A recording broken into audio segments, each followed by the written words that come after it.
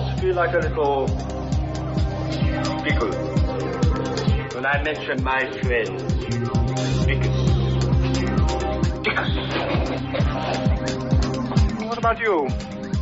Do you find it visible when I say the name? Dickus. He has a wife, you know. You know what she's called? Incontinentia. Incontinentia bucket. Shut up!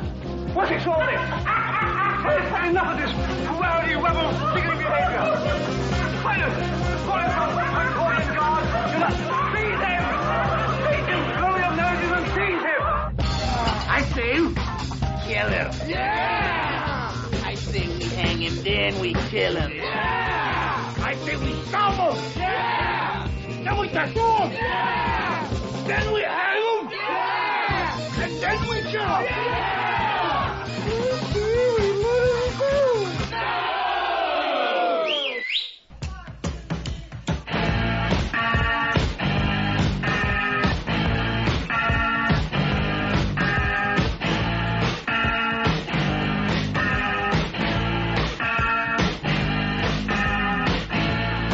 Now the reason we're here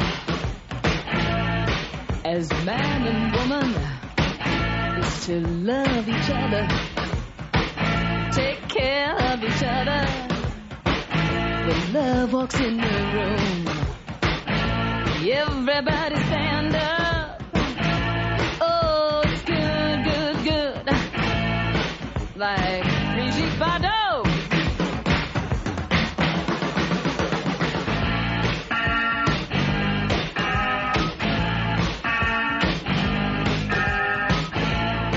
Now look at the people in the streets, in the bars.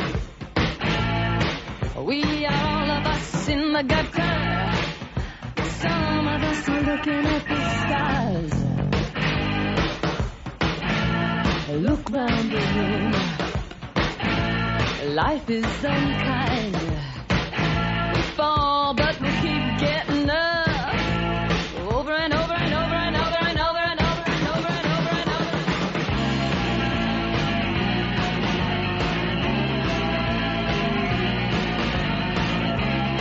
Me and you, every night, every day.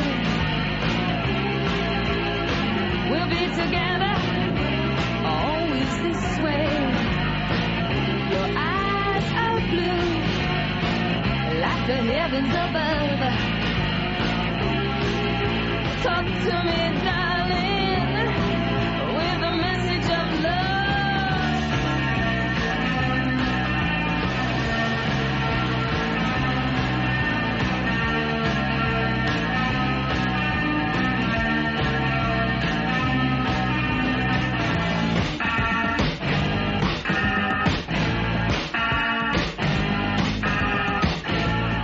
Now the reason we're here, every man, every woman, is to help each other, stand by each other.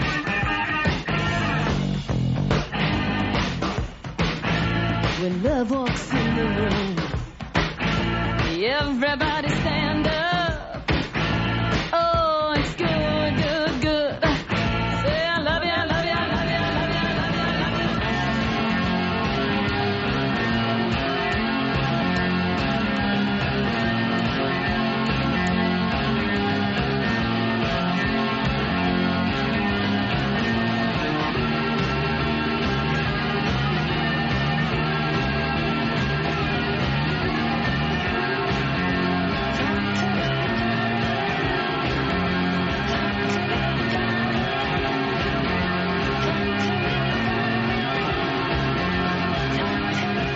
Buddies, it's the Ron and Fez show. I'm Ron, there's Fez. Hiya, buddies. Very, very big day, very exciting day here on the Ron and Fez show. Big announcement to make. Don't think I'm completely ready to do this, Fez, but looks like we're going to have another member of the Ron and Fez team. So, really? It's a very, very exciting day. 866-RON-0-FEZ, 866-RON-0-FEZ. I'm just next to myself with this news, Fez. This is exciting. Isn't it really? Yeah, I guess, because I haven't heard about this. Well, you know, I'm wheeling and dealing. I'm trying to make things happen for the show. Oh, when do you think we might get an announcement here? Well, I thought I would be ready to say it by now, but I just don't have the paperwork finished on it. Oh, okay. Because right now, see where I'm sitting on my seat? Mm-hmm. The edge. Yeah, it is. Right there on the edge. Should I just say it? Should I just do it? Yeah. I don't want to mess it up, though. Right. All right, I'll just say 99% sure. Okay. It looks like a new member of the Ron and Fez show, Twitchels. And I'll just leave it at that. We're all very excited, though. Don't ask me how I did it. Don't ask me how I pulled it off.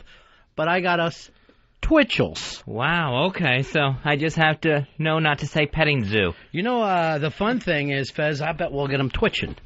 I bet we can get him twitching a little bit. And we'll bet money on it. We'll see how long we can go. Yeah. Maniac. Well, what are you going to do? All right, 866-RON-0-FEZ, 866-RON-0-FEZ. So far, I think this week, I got us Twitchels and Star. Exciting. Exciting week. You're doing the work. Well, you know. You're doing all the work around here. Don't ask me how I can pull these things off. You know, I got Earl. Nobody thought I could pull that off. True. But I worked that angle and I got Earl. Boy, you sweated over that one. The Tourism Board of Alabama jumping on the American Idol bandwagon. They've announced they're putting up billboards featuring Taylor Hicks, Bo Bice, and Rupert Studdard. And what's the billboard say? 3 guys you'd hate for your daughter to fuck? With the new Alabama slogan, where America finds its voice, Alabama. All right, so this is 1 winner, 2 winners, 1 runner-up. Yeah. American Idol. Exactly. Bo Bice, the one runner-up. Bo Bice must feel embarrassed about this. So the state of Alabama right now, their biggest pride, they've got the American Idol boys. Yeah, they have the fat winner, the gray-haired winner, and then the hippie runner-up. So it's where America finds its voice, Alabama. And this is going to bring everybody into Bama now, Ronnie. Why don't we just say where America finds its retarded, Alabama? Alabama. I don't know if that's what I would be bragging about. Yeah, I mean, you don't think really voice when you think, America finding its voice. I don't think American Idol when I think voice. Leave Alabama out of this. It's nothing to brag about. Our kids do well in game shows. There's nothing to have a state motto on. And just go with something a little more obvious that the entire country can understand, where America finds siblings legally married, Alabama. Alabama. So unbelievable. They got their new slogan going, where America finds its voice, This is Alabama. As you drive into Alabama, is that the deal, or is this going to be on their coin, on that little quarter? What is it going to be on? It's probably going to be everywhere, but it's definitely on the billboards as you're driving into the state of Alabama. I hope it's on the license plate. Just put up there where America finds its shoeless, Alabama. Where America finds its racist, Alabama. Where America finds the DNA never changes, Alabama. It's a state of walking fossils as it is. I don't even know what that means. Feels like a put down.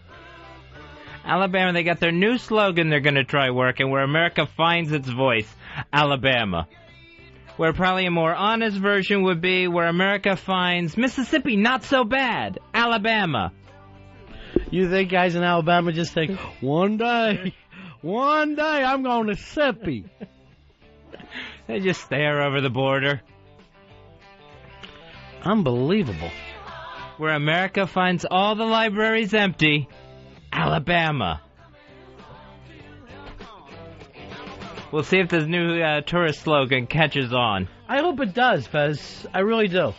Hey, Rich, you're on Ron and Fez. Alabama, where America finds its banjo music. Where America finds its banjo music, Alabama. Brandon, you're on Ron and Fez. Hey, what's up, buddies? Yeah, buddy. Alabama, where America fucks its livestock. All right, see that? I don't know if they would even like. Where America fucks its livestock, Alabama. Comedy Pyramid. Uh-oh. Comedy Pyramid. Is it really happening? Comedy Pyramid. I see a foundation being laid. Where America finds the Civil War still being fought, Alabama. Well, at least discussed at length. Hey, TJ, you're on Ron and Fez. How about Alabama? Katrina didn't even come here. That's true. 866 Ron Zero Fez.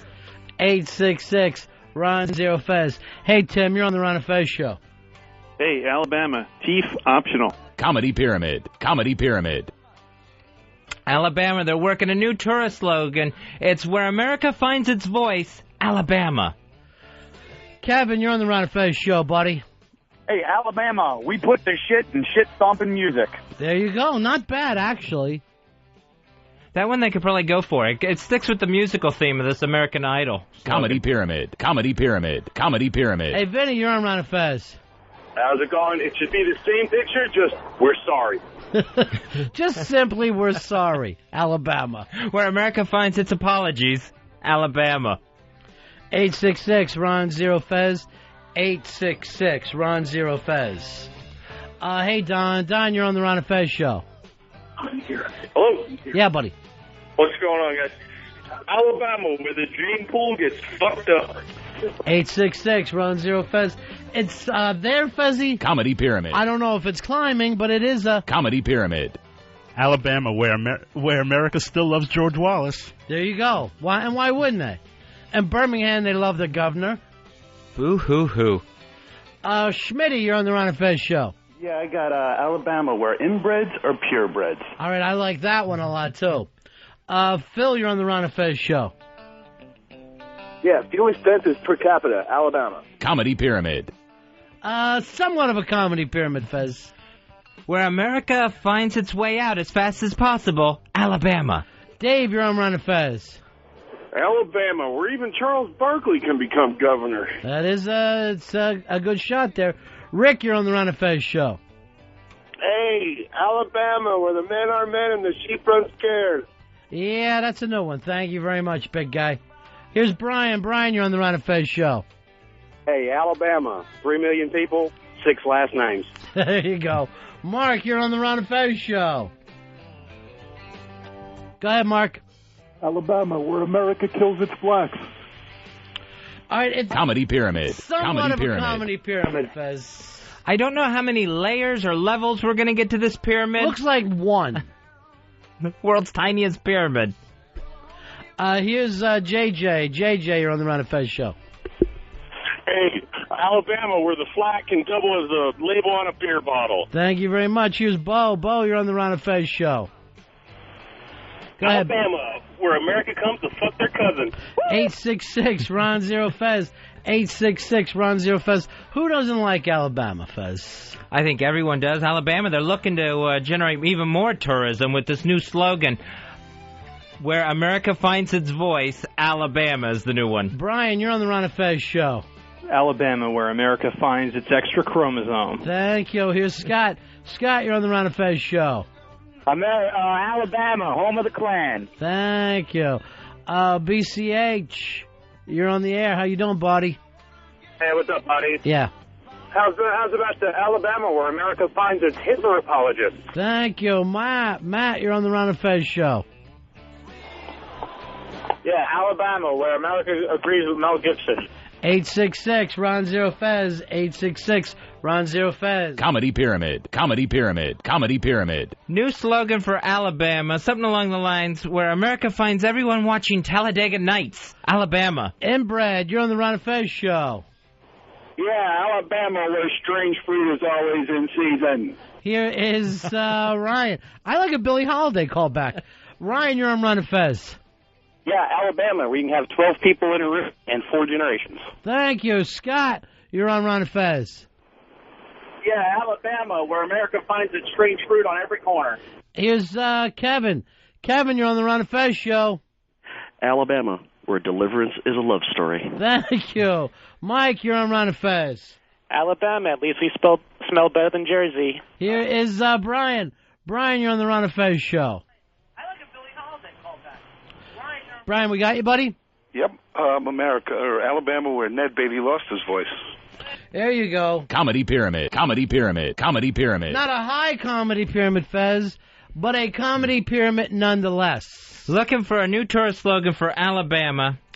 Where America finds dentistry to be non-existent. Alabama. Even you're struggling with the comedy pyramid today, Fez. Mike, you're on the Ron and Fez show. Alabama, Arkansas by the sea. Thank you. Jay, you're on Ron and Fez. Alabama, where you can cheat on your sister with your dog. Thank you. Here is Fulton, you're on the air. Alabama, where the leprechauns and gold at. Oh, yeah, that's right. Oh, there's leprechauns. I forgot. David, you're on Ron and Fez. Hey, Alabama, where the birds fly upside down because there's nothing worth shitting on. Thank you. 866 Ron Zero Fez. 866 Ron Zero Fez. Alabama right now, Fezzy, the proudest state in the union. They're getting all the American Idol people coming up with a brand new slogan. Barney, you're on Ron and Fez. Hey, buddies. Yeah. Alabama, where the state is as red as our necks. Thank you, Bobby. Bobby, you're on the air. Hey, Alabama, not a Jew in sight. Thank you. 866 Ron Zero Fez. 866 Ron Zero Fez. Hey, Paul, you're on the air. Hey, Alabama, where the white sheet is formal wear. Thank you. Here's Dave. Dave, you're on Ron and Fez. Alabama, no spelling bees. 866 Ron Zero Fez. 866 Ron Zero Fez. Corey. Go ahead, Corey. Bad phone. Here's Bob. Bob, you're on the air. Go ahead, Bob. Oh, Alabama, where all roads lead to nowhere. 866 Ron Zero Fez. 866 Ron Zero Fez. Alabama breaking out a brand new slogan, and why shouldn't they, Fez? This is a state that's ready to attract tourism. Where America finds itself wishing it only had 49 states. Alabama. John, you're up. We lost you. Travis. Travis, you're on the Ron and Fez show. Go ahead, Travis. Hey, Alabama, the Roosevelt Island of the South. Ouch. 866 Ron Zero Fez. Jay, you're on Ron and Fez. 3370. Hey, buddy. Hoo-ah! Alabama, don't blame us for the Watleys. Here's, that's where they're from. Bill, you're on the air. How are you, pal? Go ahead, Bill. Hey, guys, Old School 113. All right. Alabama, where everybody fucks doggy style so they can both watch NASCAR. 866 Ron Zero Fez. 866 Ron Zero Fez. Hey, Bill. Hey. Yeah. Alabama, where the gene pool's like the cesspool. Thank you. Hey, Brian, you're on the air. Where white people are so scared of black people. Thank you very much. Dave, go ahead, pal. Alabama, where family reunion is known as speed dating. 866 Ron Zero Fez. 866 Ron Zero Fez. Comedy Pyramid. Comedy Pyramid. Fez, it's not all that high, but I'm thinking about putting it to a point as quick as we can. I'd love to get it to a point now. Nathan, you're on Ron and Fez. Alabama, the state with the most flipper babies. 866 Ron Zero Fez. Keith, you're on the air. Alabama, the new West Virginia.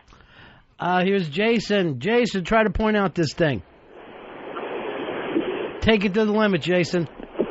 Alabama, the real boys in the hood. Thank you. 866 Ron Zero Fez. It's a Comedy Pyramid. Here's Scott. Scott, take us to the point, Scott. Alabama, where the family tree don't fork.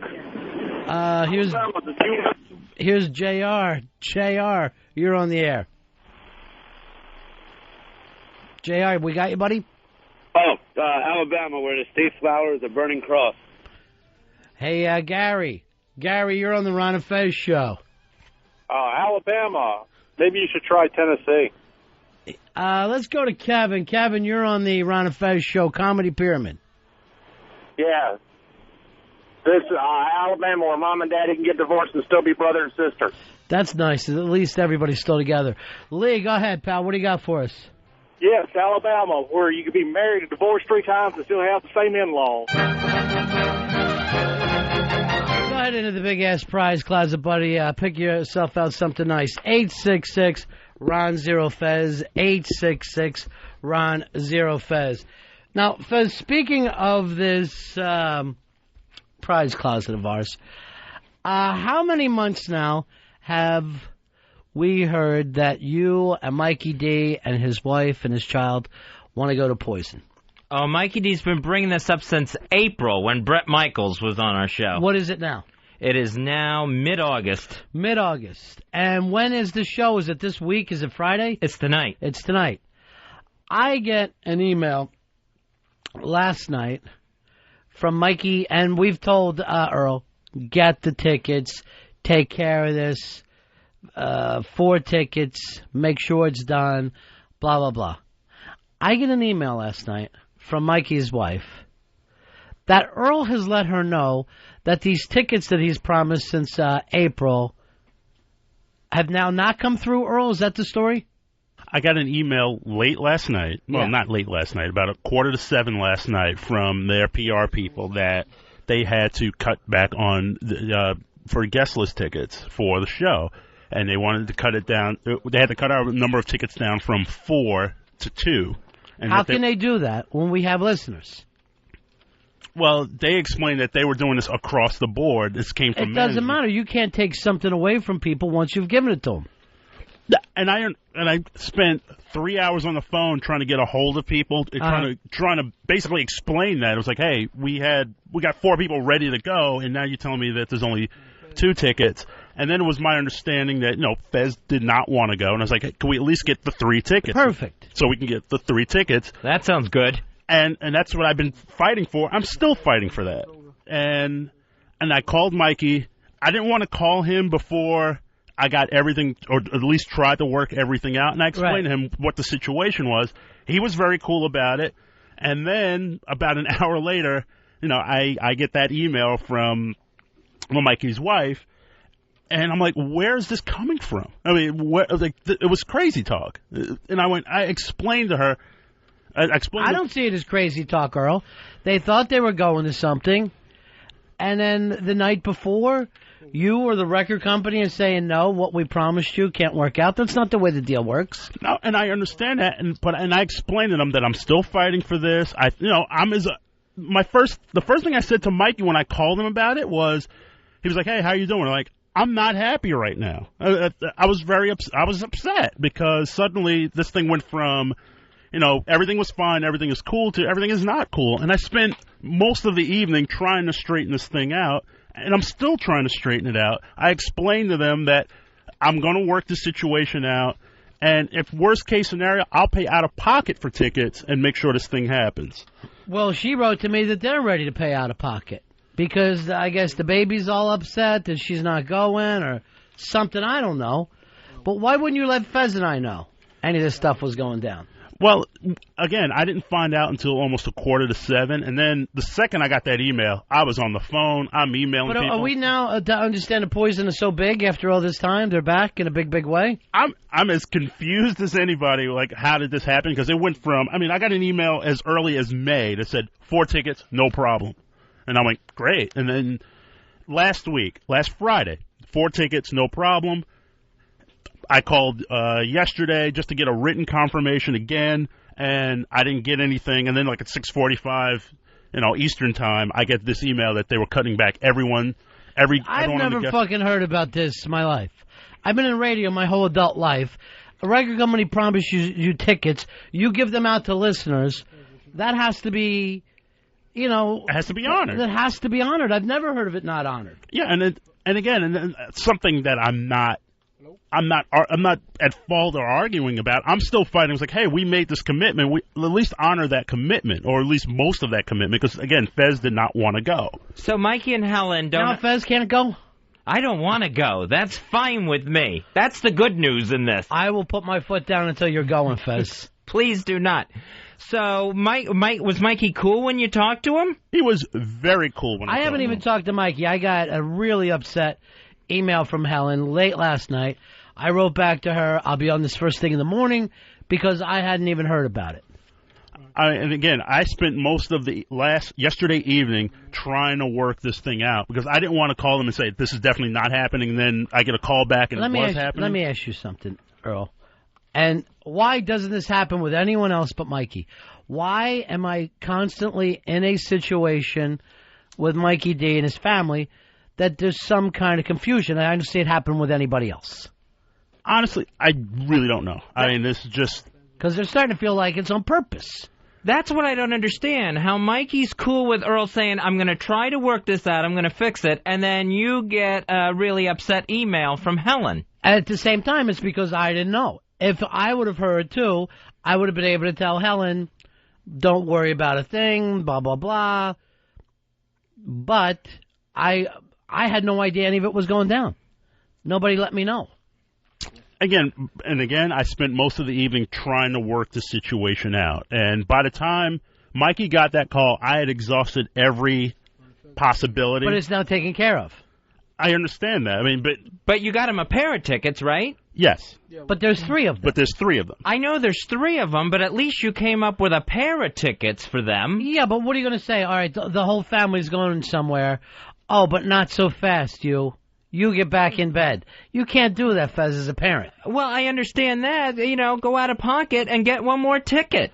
And where did she sit? On the other side of the fucking stadium? Well, first of all, I don't understand this thing of, the baby's upset that she can't go to Poison. What little girl wants to go to Poison anyway, that's her lifelong dream? Every family's a little different with what their musical tastes are. So this whole playing the card again, that the baby's upset, that the little 9-year-old girl's upset? Yeah. See, I don't go along with that whatsoever. There's no kid upset that they're not going to Poison. This kid is. You heard she called yesterday. She was threatening. Oh, yeah, threatening. That was such a rehearsed phone call. That, I swear, that so reminded me of the Mikey D that got me so pissed at him over a year ago, where it's like, I'm going to have the daughter call in and act upset and try to put a guilt trip on Fez. And now it's happening with Earl, too. All right, I see this whole thing happen. She wants to go to Poison as much as she wants to be a radio host. That's her dream. All right, now you've taken it into 2 different places. Now, I bet we're up to 3. The point is this. We promised our friends tickets. We promised them 3 tickets. And we're only providing 2. Yeah, we promised them 4 tickets. I mean, I went as far as 4. Well, Fez doesn't want to go. But, yeah, I understand. So you're down to 3 there, automatically. And then my last request to the Poison camp was basically, hey, look, I understand that you have to cut the list down, but can you at least make it 3 because it's a package deal with them. It's 3 people. It's right, a family. It's a family day out. It's a family and Fez, of 3. when a family's going out, you can't say, okay, part of the family's not going. Believe me, my parents used to do that, and to this day, I'm still a little bitter. I understand what was promised. Yeah. I totally understand that, and that should be honored by the record company, by Poison, whoever, the promoter. And us. Yeah, but this was a favor Earl was doing. Mikey didn't win any sort of contest or anything. Earl was trying to do Mikey a favor, and he could only get 2 tickets, it turns out. Now he's pissed. Now he's pissed at Earl, who tried to do him a favor.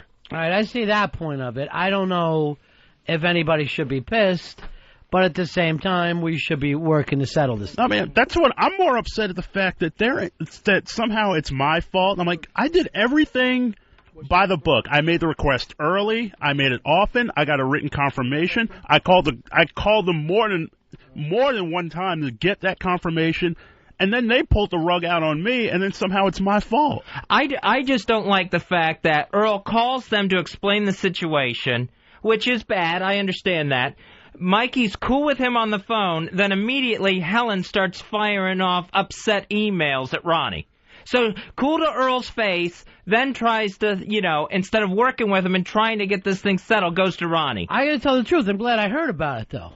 I'm glad I got the heads up, because I wasn't going to get it from Earl. And the thing that really upset me about the Helen email was that she has called me at home and on my cell asking, where's the status of these tickets. She could have easily picked up the phone and asked me what was going on. But probably at that point she thought she was getting fucked over, and she took it upstairs. But even so, I explained it to her husband what was going on. He should have at least explained to her what was happening. And even if she was still upset, she had every right to pick up the phone and call me.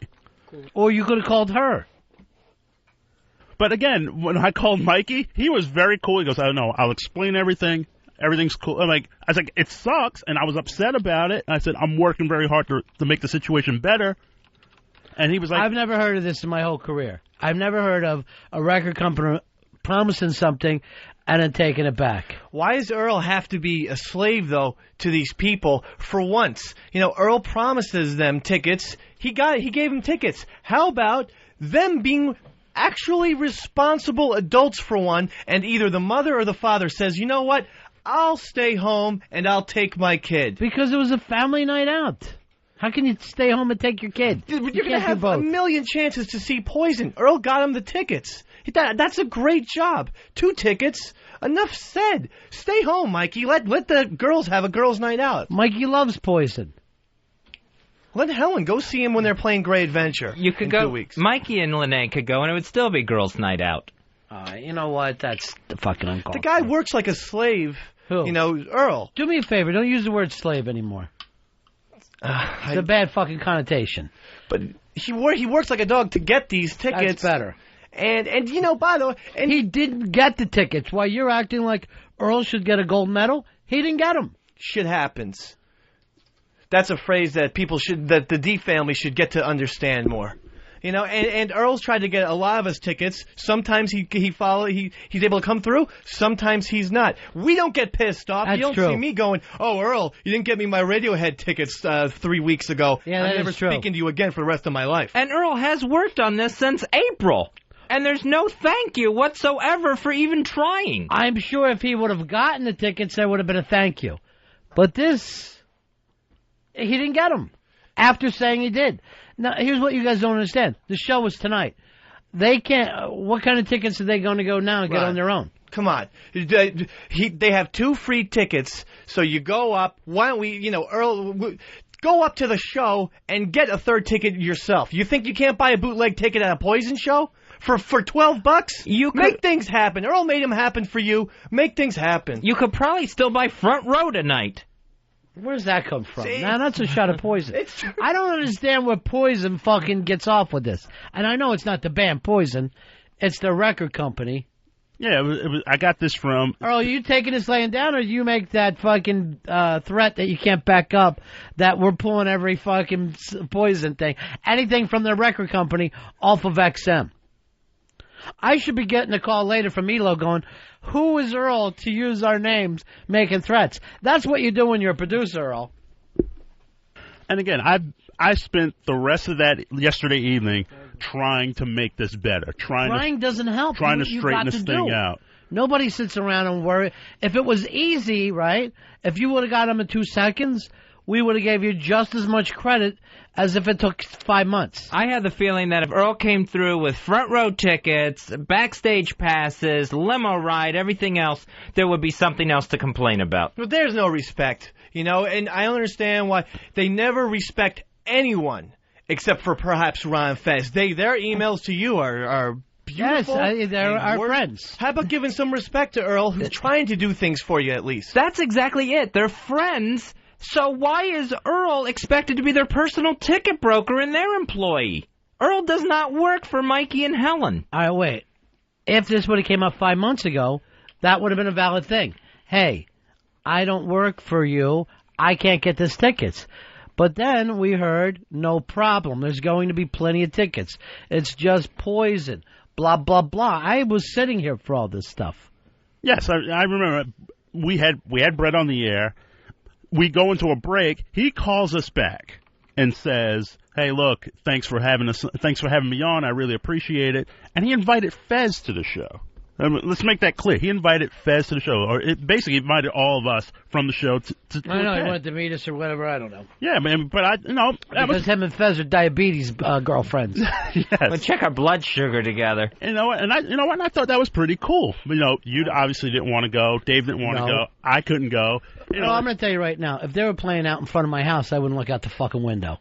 But that's me. I'm different. Matter of fact, I'd be calling the police with a fucking noise complaint. And they invited us, and again, I made it happen. And then when Mikey asked if we could use the tickets, I was like, sure. I mean, people here asking for tickets all the time. All right, that's what started this nightmare? Yes. The Poison interview? What'd I tell you, Fez, before we even did it? Don't. Yes. I was on the big fucking no for that. From the word go. But the also thing is... Then when you were talking to him, I was staring at the ceiling. I said, trust me, I'm going to run with the diabetes angle. Actually, when you were interviewing him, I was actually leaning back on my chair, fantasizing about a Cinderella show. That's how bored I was. I was wondering what Kicks are up to. Cinderella's You know, I just found out. Oh, are they? Fuck, any other band. I should have picked out any other band. I found out I didn't know this ticket thing was going on till today when we started talking about it. But I was ticked off yesterday with that phone call from Lene. She's just a little girl. That very rude phone call that she was put up to making. I mean, that was Earl, do you have that thing? Yes, we do. Play that from yesterday. All right, Fez, we were talking back to school. Look who it is on the phone. It's little Lene. Hey, Lene. Hey, Ron. Hey, Fez. What can we do for you, honey? Nothing. I just wanted to say, well, number one, thanks for the poison tickets. And, Fezzy, I understand and stuff like that. Okay, so you don't have to go. It's okay. Her little feelings. Are your little feelings hurt, Lene? No. Do you wish Fez was there? No. You just like free tickets. It would be nice if he would come, but, I mean, I understand. Yeah, it sounds like your dad's up to his old tricks.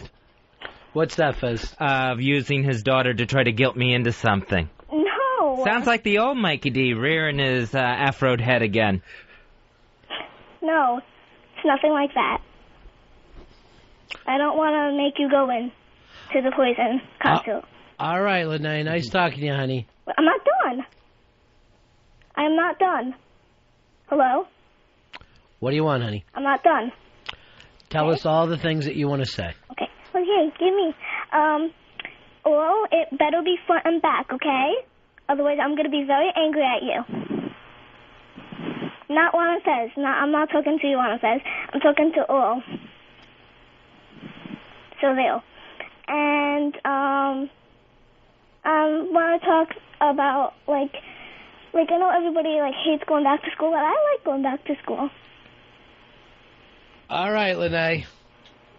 All right? Thank you. Are you done? Yes, I'm done. All right, bye-bye. 866 Ron Zero Fez. I thought it was adorable, Fez. It was in the sweet call. I thought it was rude and totally put up to. And here's Earl, who at this point everyone thinks the family's going. Yeah. And that's the way he's being talked to then. Earl, it better be front and back, Earl, or I'll be mad. The only problem I have with that phone call is I seemed a little lazy. I got to start and get myself back. This is why I won't even listen to a best stuff. I hate myself so bad. It's just unbelievable. And it's typical D family. Ask for a little bit, and then ask for a little bit more. Or however the phrase, take a little, give a little. She asked for... Take a little, give a little. Some kind of phrase that basically says she asked for the section, and then all of a sudden it's got to be front row. Can they just be classy with the high road for once? She's a little girl. Yeah. She's a young girl. And maybe this is very exciting for her. She's going to meet Ricky Rocket and Brett and... Cece DeVille. Yeah, and Charlie Rocket is going to be there. It's going to be an exciting night. Bobby Doll. And how come they always have to dime out? They smile right in Earl's face, and then they dime out to Ron. I just find the whole thing really rude on their part. I just find it extremely rude. Well, let's just get it fixed, Earl. Yeah, and I'm trying to. Unfortunately, oh, yeah? I just see you sitting there watching this show. Well, unfortunately, it's 9-something in L.A. time. Nothing's the places aren't even open yet. I mean, nothing starts until 10 o'clock Western time. So once 1 o'clock rolls around, I'm back on the phone. I'm trying to make something happen here. It's not like I'm deliberately going out to screw them or maliciously hurt them the day of a show. That's cruel. I mean, what I'm more upset about is that I've done everything possible. I've gone above and beyond what I'm supposed to do with this. No, you're not. 4 tickets. No, but working on it for, 4 months? I've been, I've sent email after email. I've made phone calls. And I even prefaced my emails and I was like, sorry to be a pain in the ass, but blah, blah, blah. And I got this sent to me from Miss Manners, Fez. I'm friends with Miss Manners, the actual person. It says, anyone to be complaining about whether or not a favor has been performed properly, appalling. Now, I disagree with that.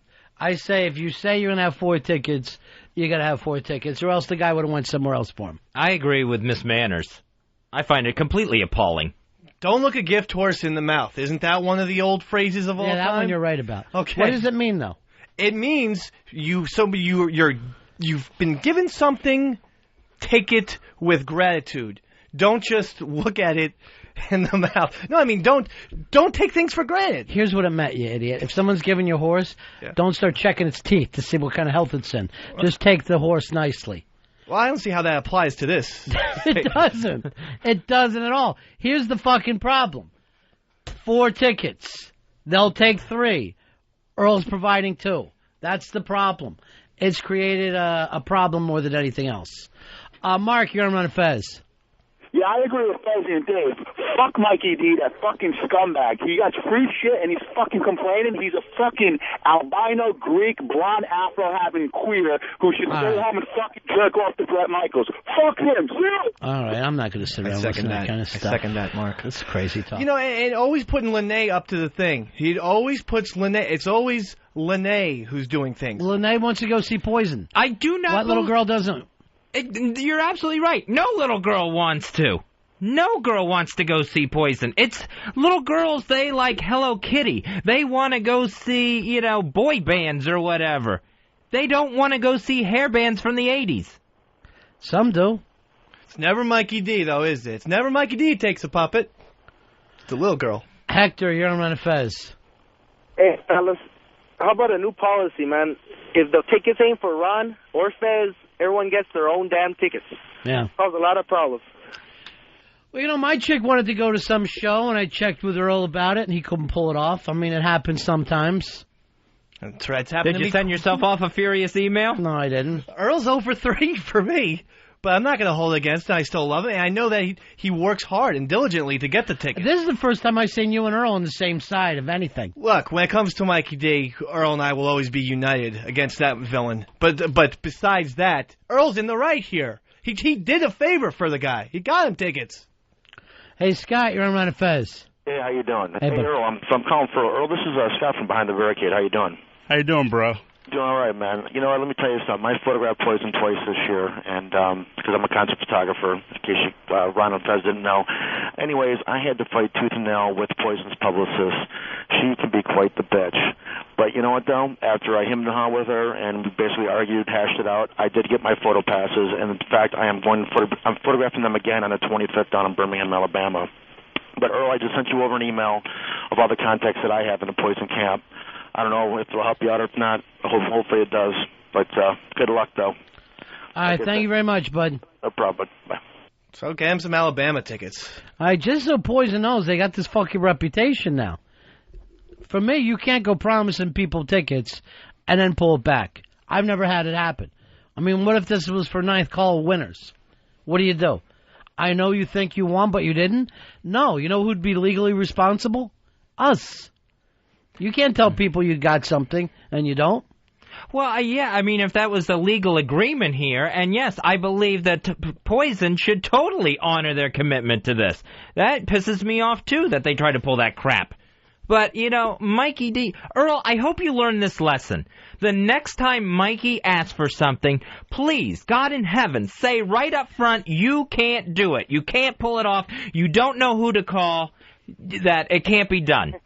Matter of fact, anytime I ask you for something, say the same thing. If I ask you for water, I want you to make that statement that Fez made up for you. Because that's... Instead of acting like, yes, we're going to have quality here, let's fucking play it down like you can't do a damn thing, Earl. No, and again, when people on the staff ask me for things all the time, and I always try very hard to make it happen. I always make the best effort, and if it can't, I know you got those tickets for Thing 3 the other night. Yes, perfect example. And I explained to her how it could happen, how one way it could go one way, it can go the other way, and she was cool with it. This is the first time I've ever had my balls busted about a ticket request. Chris, you're on Fez. Hey, I just wanted to welcome back Crybaby Fez. I don't know what you're talking about. I'm not crying. I don't have to go, and I don't want to go. I would be crying if I was in Jones Beach tonight watching that concert. Where's the cowbell? I got a fever, and the only prescription is cowbell. I don't even understand. Typical Mikey D entrapment, Earl. And don't fall for it anymore. Hey, David, you're on Ron and Fez. Yes, Dave. Hey, listen. I think Mikey D's a piece of shit.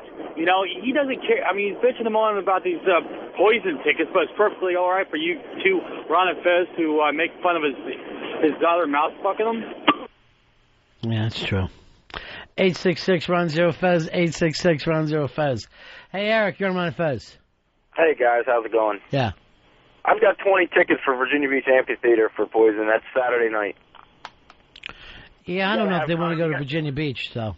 Hey, it's a beautiful town. Anyways, you got to have a little pull around town, Earl, to get tickets. Nice, that's true, Earl. This, if anything, it shows you lack of stroke. I dealt directly with the publicist and the record company. Well, where's your stroke? Let me ask you something. Let's say Mickey Rourke calls. Can he get 2 tickets?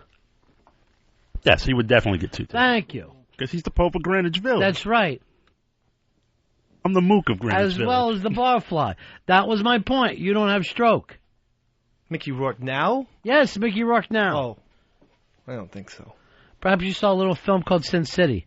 He played the part of Marv, and he played it well. And Sin City 2 was coming up, my friend. And if Marv wants, Marv gets. Why don't you try, let me go to, do me a favor, Johnny. Get a hold of Mikey D for me. Chris, you're on Ron and Fez. Hey, you buddies. Yeah, buddy. Hey, as per usual, Mikey D never, ever cuts you guys 1 ounce of slack. I'll attest to that. Paul, you're on Ron and Fez. Hey, guys, listen, if Earl wasn't so busy doing this ticket search, maybe he'd actually book some guests for a change. You know, it's a good point, Earl.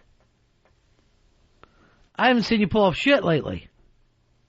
Yes, and, well, one reason is because of this. I'm banging on the phones, going online, sending emails.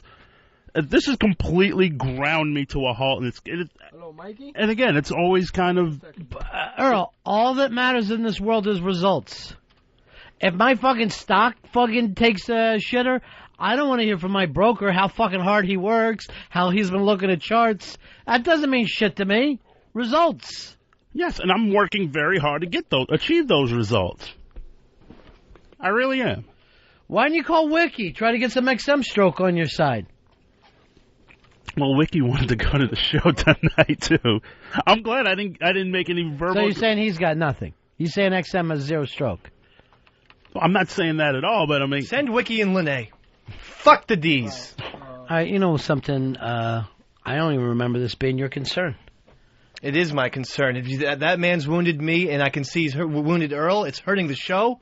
He's on the phone with the poison publicist for 24 hours. That's why he can't get guests. It's easy math to figure out. Have you ever seen a situation where these 2 idiots are on the same side? Normally, if anything, he tries to stab Earl in the back. Yeah, usually it's some gossip about Earl that we're getting. The only gossip I have is that he's working his ass off, and I'm behind him. Every step of the way. Seriously, that's not gossip. It's not interesting. By the way, why didn't you come out for Chinese food yesterday with me and Earl? Thanks a lot for inviting me, Earl. Fuck our union. And then we went and had nice shakes. We went and had shakes later, sitting in front of a place. My girl got into a car accident yesterday. Really? Yeah. What happened? Car is totaled, so. Really? Very upsetting. But that's for another time. Drunkie don't know how to drive, huh? She's sober. She's never sober. Was there a chef driving and she was servicing? Jesus Christ. Point is, Mikey, just for once, stop with the squealing. Stop with the everything. The emails, the behind-the-back shit. Leave us alone. Leave me and Earl alone. How about something without a tantrum once in a while? What are you doing on their side? What has happened here? When did up become down and black became white? What the hell's happened to this show? I got so pissed at that call yesterday of trying to put me in the guilt seat to go to this thing. She's a little girl. She should have known better. Support her. I could tell by listening back to that. I was being a tired, lazy bum. I never heard worse radio. I'm just like this. Yeah, what else you want, honey? Horrible. Yeah, I could only, that's the way Earl got talked to yesterday when everyone in the Mikey D family thought they were going to Poison. I can't imagine if he came through the rudeness that would happen. Right. All right, I got Mikey on the phone here. Let me do the talking, you 3 bastards. please, for 5 minutes, just go and fucking the three of you, go stir a big pot of stew, because you're like witches. I wish we had stew. I can't be around it. I'm pissed, Ronnie. Why? There's no reason for any of you people to be... This is really between Earl, the D's, and me. It has nothing to do with Fez or Dave. You're going back to your problems. Dave's going back to his problems. It has nothing to do with what we're talking about now. Earl's just sitting there rubbing his temples. Like something bad's going to happen to him physically. It's Temple of the Dumb. All right, let me go to Mikey D and try to straighten this thing out. Mikey. Yeah. Sorry about all this. You know, I was cool with Earl last night because I just wanted to hold my temper. But then when I told, my chick, and I told Lene, they both got upset because it's like, okay, now if there's 2 tickets, I got to drive, and I already said to them, you guys go, I'll wait in the fucking parking lot. But Lene doesn't know, Helen doesn't know how to drive. She doesn't have a driver's license. She doesn't? No. So I'll drive them, and they could take the fucking tickets. But you know what, man? Everybody was bitching to me, and Earl was bitching to me 3 months ago in late April, early May, when I said, hey, can you get the Poison tickets? And he says, sure, but we've got 3 months. And then I would, once in a while, I would, say something to him like, don't forget the Poison tickets. I got to agree. And that's why, if you said fucking no to begin with, my source was on tour when the tickets went on sale, and so that's why I asked Earl. And Earl said no problem. Earl sends me my chick was calling a couple of weeks ago, asking Earl what's going on, just to be on the safe side when we got back from L.A., and then Earl sent me an email last Tuesday saying 4 tickets are there. Go to the will call window. All right, Mikey. Yeah. All that was true at the time. It's not like Earl did this on purpose. The record company did this, not Earl. I've never heard of anything of the fucking sort. Earl didn't lie to you for the past 4 months and decide to drop the bomb on you last night. I don't know where this comes from. All right, you just threw something. I'll get it. I've never heard of something where they say, okay, but again, you got 4 tickets now. But Mikey? By the way, you only have 2. But Mikey, again, I read this. I'm going to read this email that I got last night at 6:43 from their PR group. And I read this to you verbatim last night. You didn't read anything to me, Earl. Yeah, I read this to you verbatim. You didn't read anything to me. You just said that the 2 tickets, maybe. Backstage, maybe. And I said, you know what, I'll pay for a 3rd ticket if that's the case. Try to get that 3rd ticket because, that was what we wanted to do, the 3 of us. Well, Mikey, I understand that completely, and I'm on your side with that. But it's not like Earl made this shit up. This is the record company being assholes. Yes, I'll read 2 emails that I got. Read it fast. This was dated May 4th. No problem. I got you down for 4 tickets at Jones Beach. I'll stay in touch. It's a long way off, and we'll sort it out as we get closer. The email I get yesterday. Management has received so many requests that they are cutting down the guest list. This is all coming about today. I apologize for being last minute. I have to cut you down from 4 tickets to 2. We could possibly do a ticket buy for the other 2 tickets if need be, but there is nothing I can do. I have to cut down the request. Those other 2 tickets, I'll pay for. Get it done, Earl, and take care of it. And that's it. Roddy, you don't have to pay for it. I don't know. No. I'm on a fucking Bill XM. Don't worry about it. No, and again, I'll say it now. I'll offer to pay for the tickets. I'll pay for my own fucking tickets. I'll get my own tickets then. That's it, See, I don't understand why Earl's really upset that this happened. Right. He wanted to get you the damn 4 tickets, Mikey. He's still trying to get you a 3rd. He's still trying to make phone calls, but why should he even bother if this is the attitude he's faced with? I would quit trying immediately if this is what I was faced with. Why should he even keep trying before the show tonight? Because whenever Earl has asked me to do something, I was there, and this is the only time I've ever asked for anything. I've never asked for any other fucking tickets ever. But you understand that this isn't Earl's fault, that Earl didn't do this. I understand that, but I don't understand the concept of somebody saying, you've got 4 tickets, now, not so fast, it's only 2 now. I agree with you, but Earl didn't do that. That's the fucking record company. He's got the stuff that the record company said. Well, you know, if he had any juice, he could get it, you know? Why the emails to Ron? Why always the emails to Ron? So I can get to the bottom of it. I have no problem with that. Because I was so pissed off after the call and after I have to say that, you know, and talk to the family, that I took a fucking walk. And that's Helen sending an email, not me. She's her own person.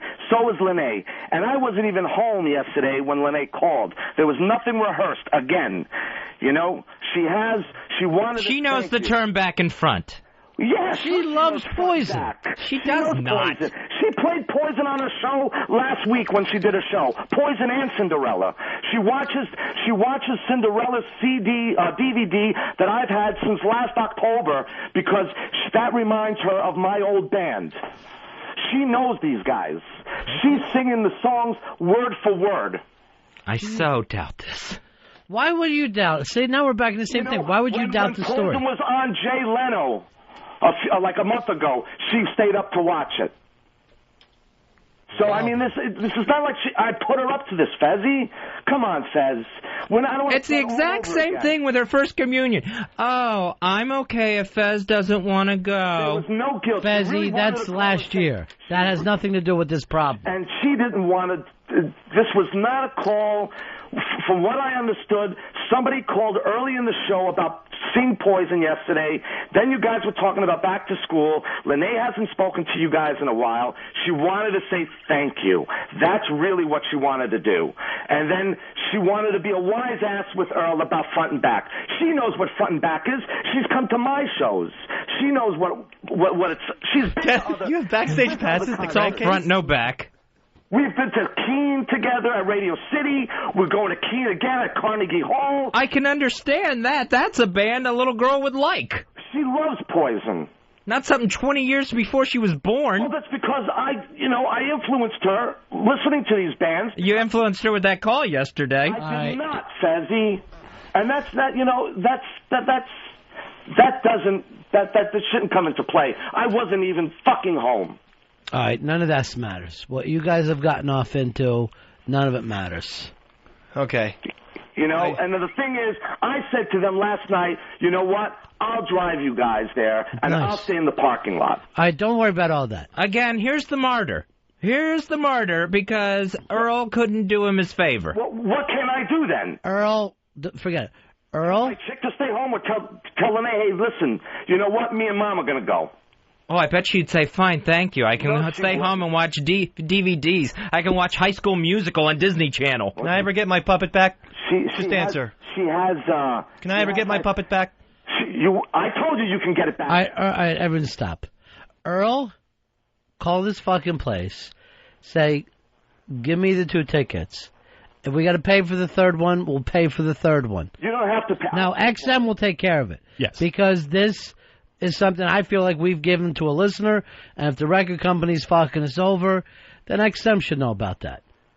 Yes. And that's the end of it, and it's all taken care of.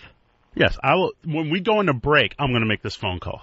I mean, because, again, I have done as much as I can. I'm continuing to do as much as I can. I don't know why you bother. And, no, because I feel like...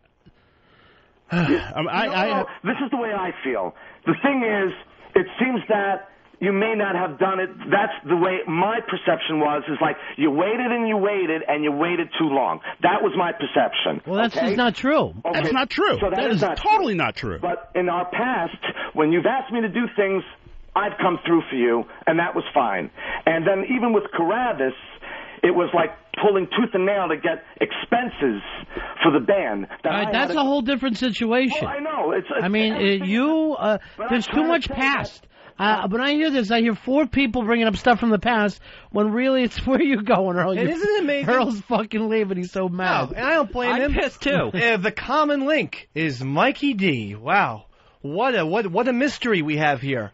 Mikey, stop fucking around. Leave us alone. So good. I'll leave you fucking guys alone. Leave me alone. You have nothing to do with this, Dave. Just leave me alone. Dave, Don't talk to me at the bar. Don't fake apologize. Don't say I'm so sorry and then on the air do nothing. Fucking Earl, my buddy's brain is fucked up over there. Brain? He couldn't do anything this morning, Ronnie. because I'm trying to do prep for the show. He's slamming stuff, and he's in tears. Why don't you ask? I told Earl, you know what? Don't waste your time before the show for the fucking tickets. But I said, if you could let me know before the show started, so then if you don't get it, I'll do my best to get it, and I'll scramble. So, I mean, you know what? I'll leave you guys alone. I'll get my own tickets, and I'll take care of it myself. That's all. Puppet. Whatever it is. You'll get your fucking puppet. You'll get your fucking puppet. I told you. I told you at the Blue Room. All right. You know? I said I'd fucking go and give it to you personally. Mikey, calm down. Let Earl make his call after. We're going to take care of this. You know, if Earl would have gotten a hold of me this morning and said I'm still having problems, I could have gotten online and gotten good fucking seats. Earl, why won't you stay in touch with anyone? I've done nothing but stay in touch with everyone. I mean, as far as this goes, I have again, this was 4 months before the show. I'm reading the first email from May the 4th. They said, we'll keep in touch. Every month, subsequent month after that, at least once a month, I double-checked this. As late as Friday, they said everything was cool. I called back on Monday to get a written confirmation. I called and emailed on Monday, getting a written confirmation. 6:45, I shouldn't have even been in the office. I get this email. I mean, and how is that not keeping on the ball? Oh, you've been fooling him all along, Earl.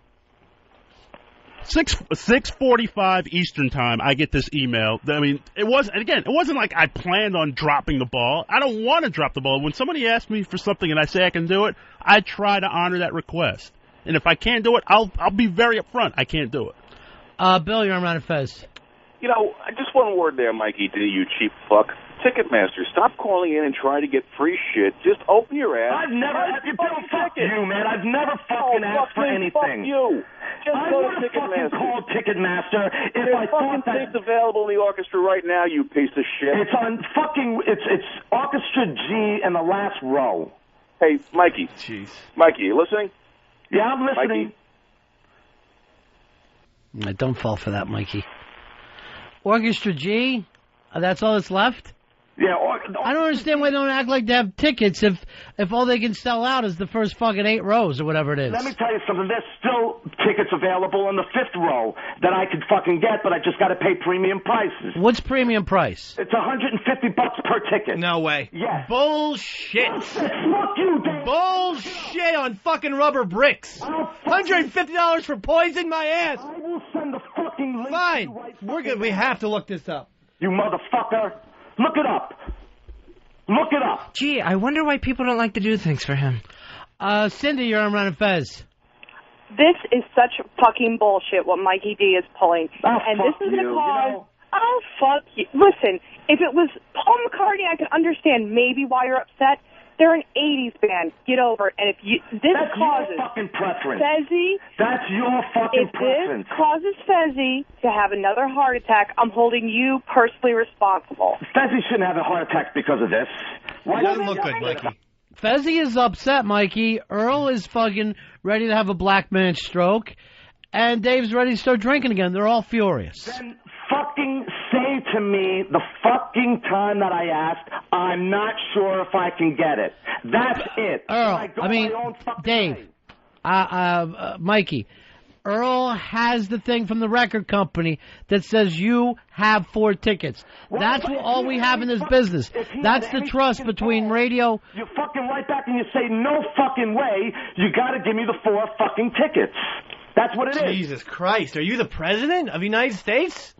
What fucking demands are these? He couldn't do it! That's what I don't understand, the entitlement. I don't know where it comes from. I understand being disappointed that a promise was broken. I totally get that. I understand Earl being pissed at the band. But I don't understand this. I deserve this. I want this. I should have this. I don't get that when it was originally all a favor. God, it's beyond my comprehension. If I walked around like this, just expecting people to get me stuff and that it be done, it would be insane. When somebody expects something from me, I give it. That's it. No matter what I have to do, it comes through. That's what I do. So Maybe that's bad thinking on my part, but when somebody says they're going to do something and they promise it, and it's been going on for months. I understand. How about some gratitude for the work he put into it so far for 4 months and getting a pair of tickets, if that was the best he could do? Ask him what I said to him at the Blue Room. I said thank you very much. I sent him an email. When you thought you were getting 4. Hey, this is interesting, Mikey. I just got handed by the flash that said Orchestra B by Ticketmaster, $49. Orchestra B? B, second row. Why don't you give me the email so I can send you where it is? $49, Mikey, for Orchestra B. That's 100 less than you said, Mikey, per ticket. That's Ticketmaster. I'm saying... You just said Ticketmaster was $150. I didn't say Ticketmaster was $150. You just said it! It's on the air! You know what, man? I will send you the link. It's not Ticketmaster. It's one of those tickets. Well, like look, I'm in fucking Crazyville. We gotta take the. I'm gonna eat paper. Fine. If this is one extra ticket for $40, we'll fucking pay the $40, Earl. Let's not make a big deal out of it. If we can't get them together, the little girl sits on her dad's lap, or she's up on his shoulders, and it's all bored out of her skull. It is gonna be dull. She's already made an outfit for tonight. So she, I don't know where you're coming off, Fez, saying that she's going to be bored because she's the one that wants to go. I cannot fucking, it's not a big deal. It really isn't. We're going to get this fixed. Dave, I don't know why you're screaming and throwing things. Fezzy, you're looking like you're going to have another heart attack. And Earl, you haven't sat down in 15 minutes. Go to Live Nation, Nikon Live Nation. Go wherever Flash goes for $40. Mikey, you said Ticketmaster was $150. He gives me I said tickets were premium, and that's the fucking, like StubHub.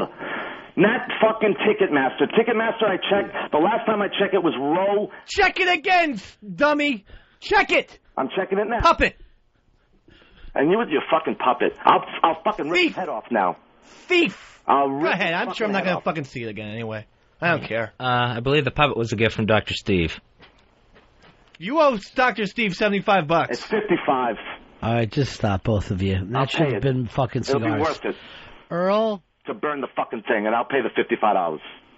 Earl, take care of this, all right, buddy? Yes. And I've said this from the beginning. Calls will be made. I'm going to do everything humanly possible to rectify the situation. Earl, then you're leading up to, if need be, I'll buy 3 tickets so they can at least sit together and enjoy the show. And I would say this, too, before you even blame the band or anything. Record company guys are the biggest scumbags in the world. Well, they're right up there with promoters and DJs. Those are the 3 biggest scumbags in the world. What about publicists? 4th biggest scumbag. So all we ever do is deal with scumbags. We're very used to this kind of stuff. It's not, unprecedented.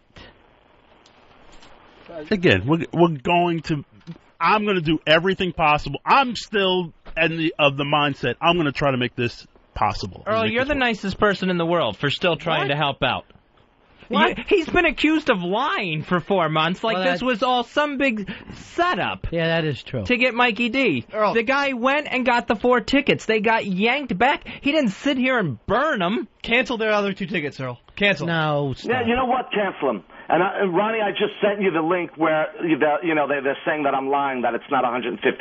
XM's not going to pay your premium prices when we can get them $100 less the ticket. I never asked for that. I'm just saying that's what they were. We have the Ticketmaster website that says $49. You don't want to go pay above what fucking Ticketmaster pays. What are you doing? And we just looked it up. Orchestra B is right there on the stage. It's incredible fucking seats. Well, not incredible when you see what you're looking at. A fucking Poison show. They're good seats. All right, Mikey D. Whatever. Talk to you later. Yep. I'll get my own tickets, Earl. Forget it. Puppet. Earl, if he wants to get his own tickets, he can get his own tickets. Then you take a lovely lady and you go sit in Orchestra B or wherever the hell you are. And wave to the D's. Yeah. All I know is, am I wrong here? Where did I go wrong? Do me this favor. You call back the record company and say, whatever Ron and Fez get the chance to badmouth you to somebody, they will. Whether it's on the air off the air, whenever they fucking can say, oh, I know a record that shouldn't be played, one by this fucking band. We'll do it. And it'll be 88 all over again. We'll go back to those fucking days. Well, like the old, I remember Muni used to take the whole labels records and put them in a crate and ship them COD. Yeah.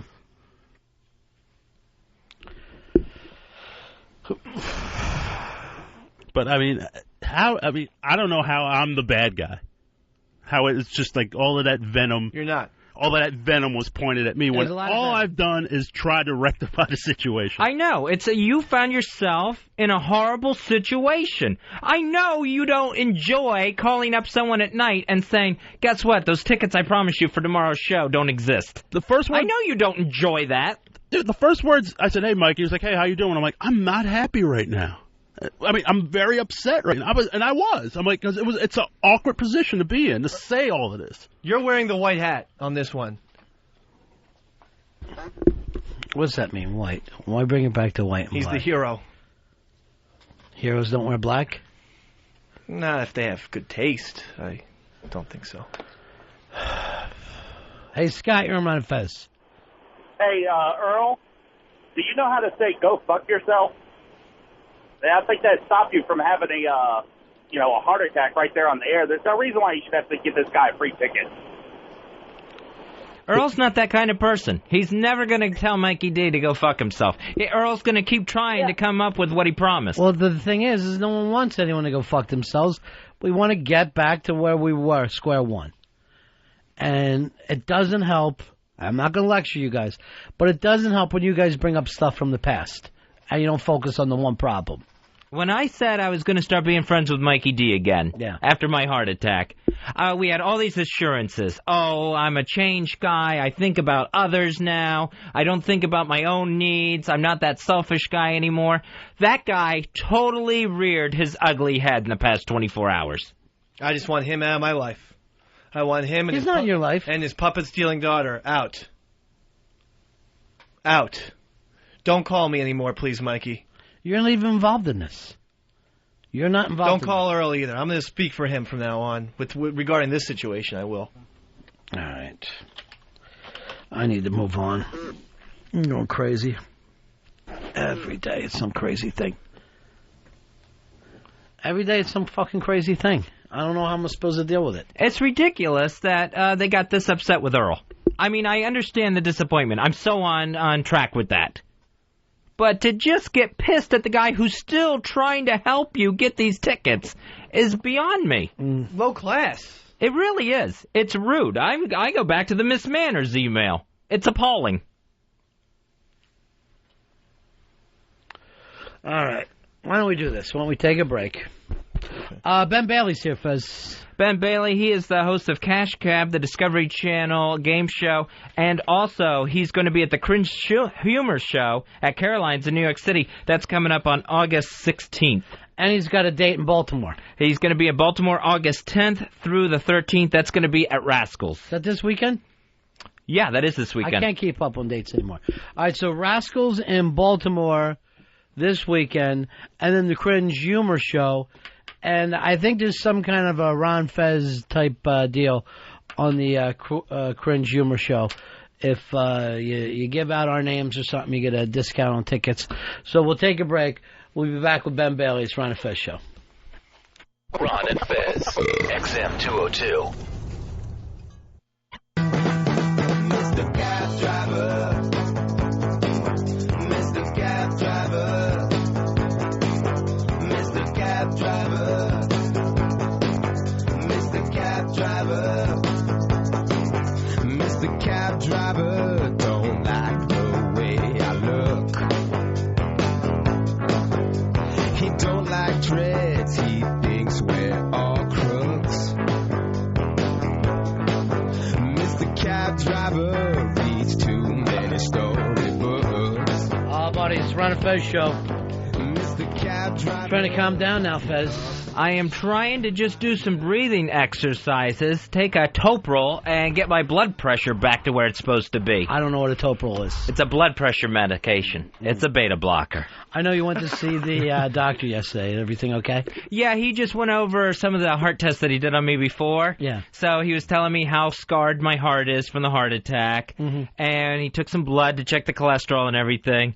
Then he said, fatty pneumonia, you're putting on too much weight again. Oh, yeah. It's coming back up. So since the last time I was on the doctor's scale, 16 pounds. Wow. So that's not good. And I was, at my lowest weight, I was still 10 over what he wanted me to be. So now I'm 26 over what he wants me to be. Yeah, well. You had a heart attack, man? Yeah, I had one last November. Jeez. Were you in the hospital a while, or you... in like a week, 4 days, something 4 like days, that. yeah. And now, what do they tell you? Your heart's okay? Yeah, I got a stent in there. I'm good to go. Wow, that's scary shit, man. Yeah, it was scary the day it happened.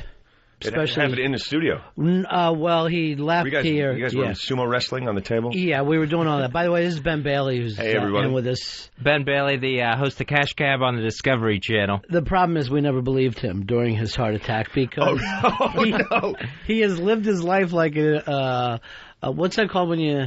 A pussy, I guess, is the medical term. I thought you were going to say monk. What does that mean when you... A hypochondriac? Thank you. Because I almost called you kleptomaniac. And I go, that can't be right. Stealing my heart. But, I mean, he's always stealing shit. He has had so many fake heart attacks over the years. One that we actually rushed him to the hospital for, with the, bells and whistles and everything. And for some reason, a fire truck accompanies the paramedics. And that only actually happened, like a year before your real heart attack? Yeah. About a year and a half before. So... After so many panic attacks that he would have, we stopped believing that he was having a heart attack. And then I actually took him to the doctor and went home, got the call from him. Bro, you should come back. I'm having a heart attack. I go, what? Man. Yeah, right now. Dr. Weiler says. So you were the boy who cried heart attack. Yeah, he really was. And then you had one. Then got one. Then the wolf was in my heart. So he got the stent. And, How did it happen? Is it like cholesterol, or is it... It was everything. It was cholesterol, which was like near 400. Yeah. It Holy was shit. high blood pressure, which wasn't being treated. I really don't know if that's high or not. I'm just pretending. Oh, my God, 400. I know, everything sounds gigantic. That's crazy. What are you, out of your mind? I found out I was diabetic. I didn't know that. You hadn't known that ahead of time, yeah. So just all that, really. Just sat in one artery. Now, isn't diabetic another word for fat now, though? I mean, it's everybody that's fat is diabetic, right? Yeah, if you're type 2 diabetes, that's fat diabetes. Right. There should be just diabetes and fat diabetes, not type 1 and 2. Yeah.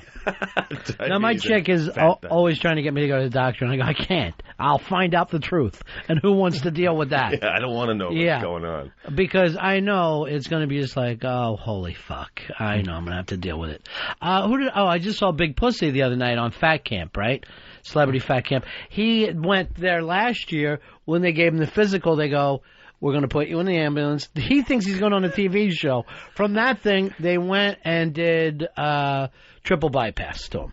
Holy shit. So he only had one thing that was pumping properly. He went to the physical, and they were like... Yeah. You can't be on the show because you're about to die right now. Not only are you not going to be on the show, but we're going to put you in an ambulance because we don't trust driving you over. Wow. This is a trick. Yeah. Like taking him to the vet. But he said he couldn't even walk up the stairs anymore.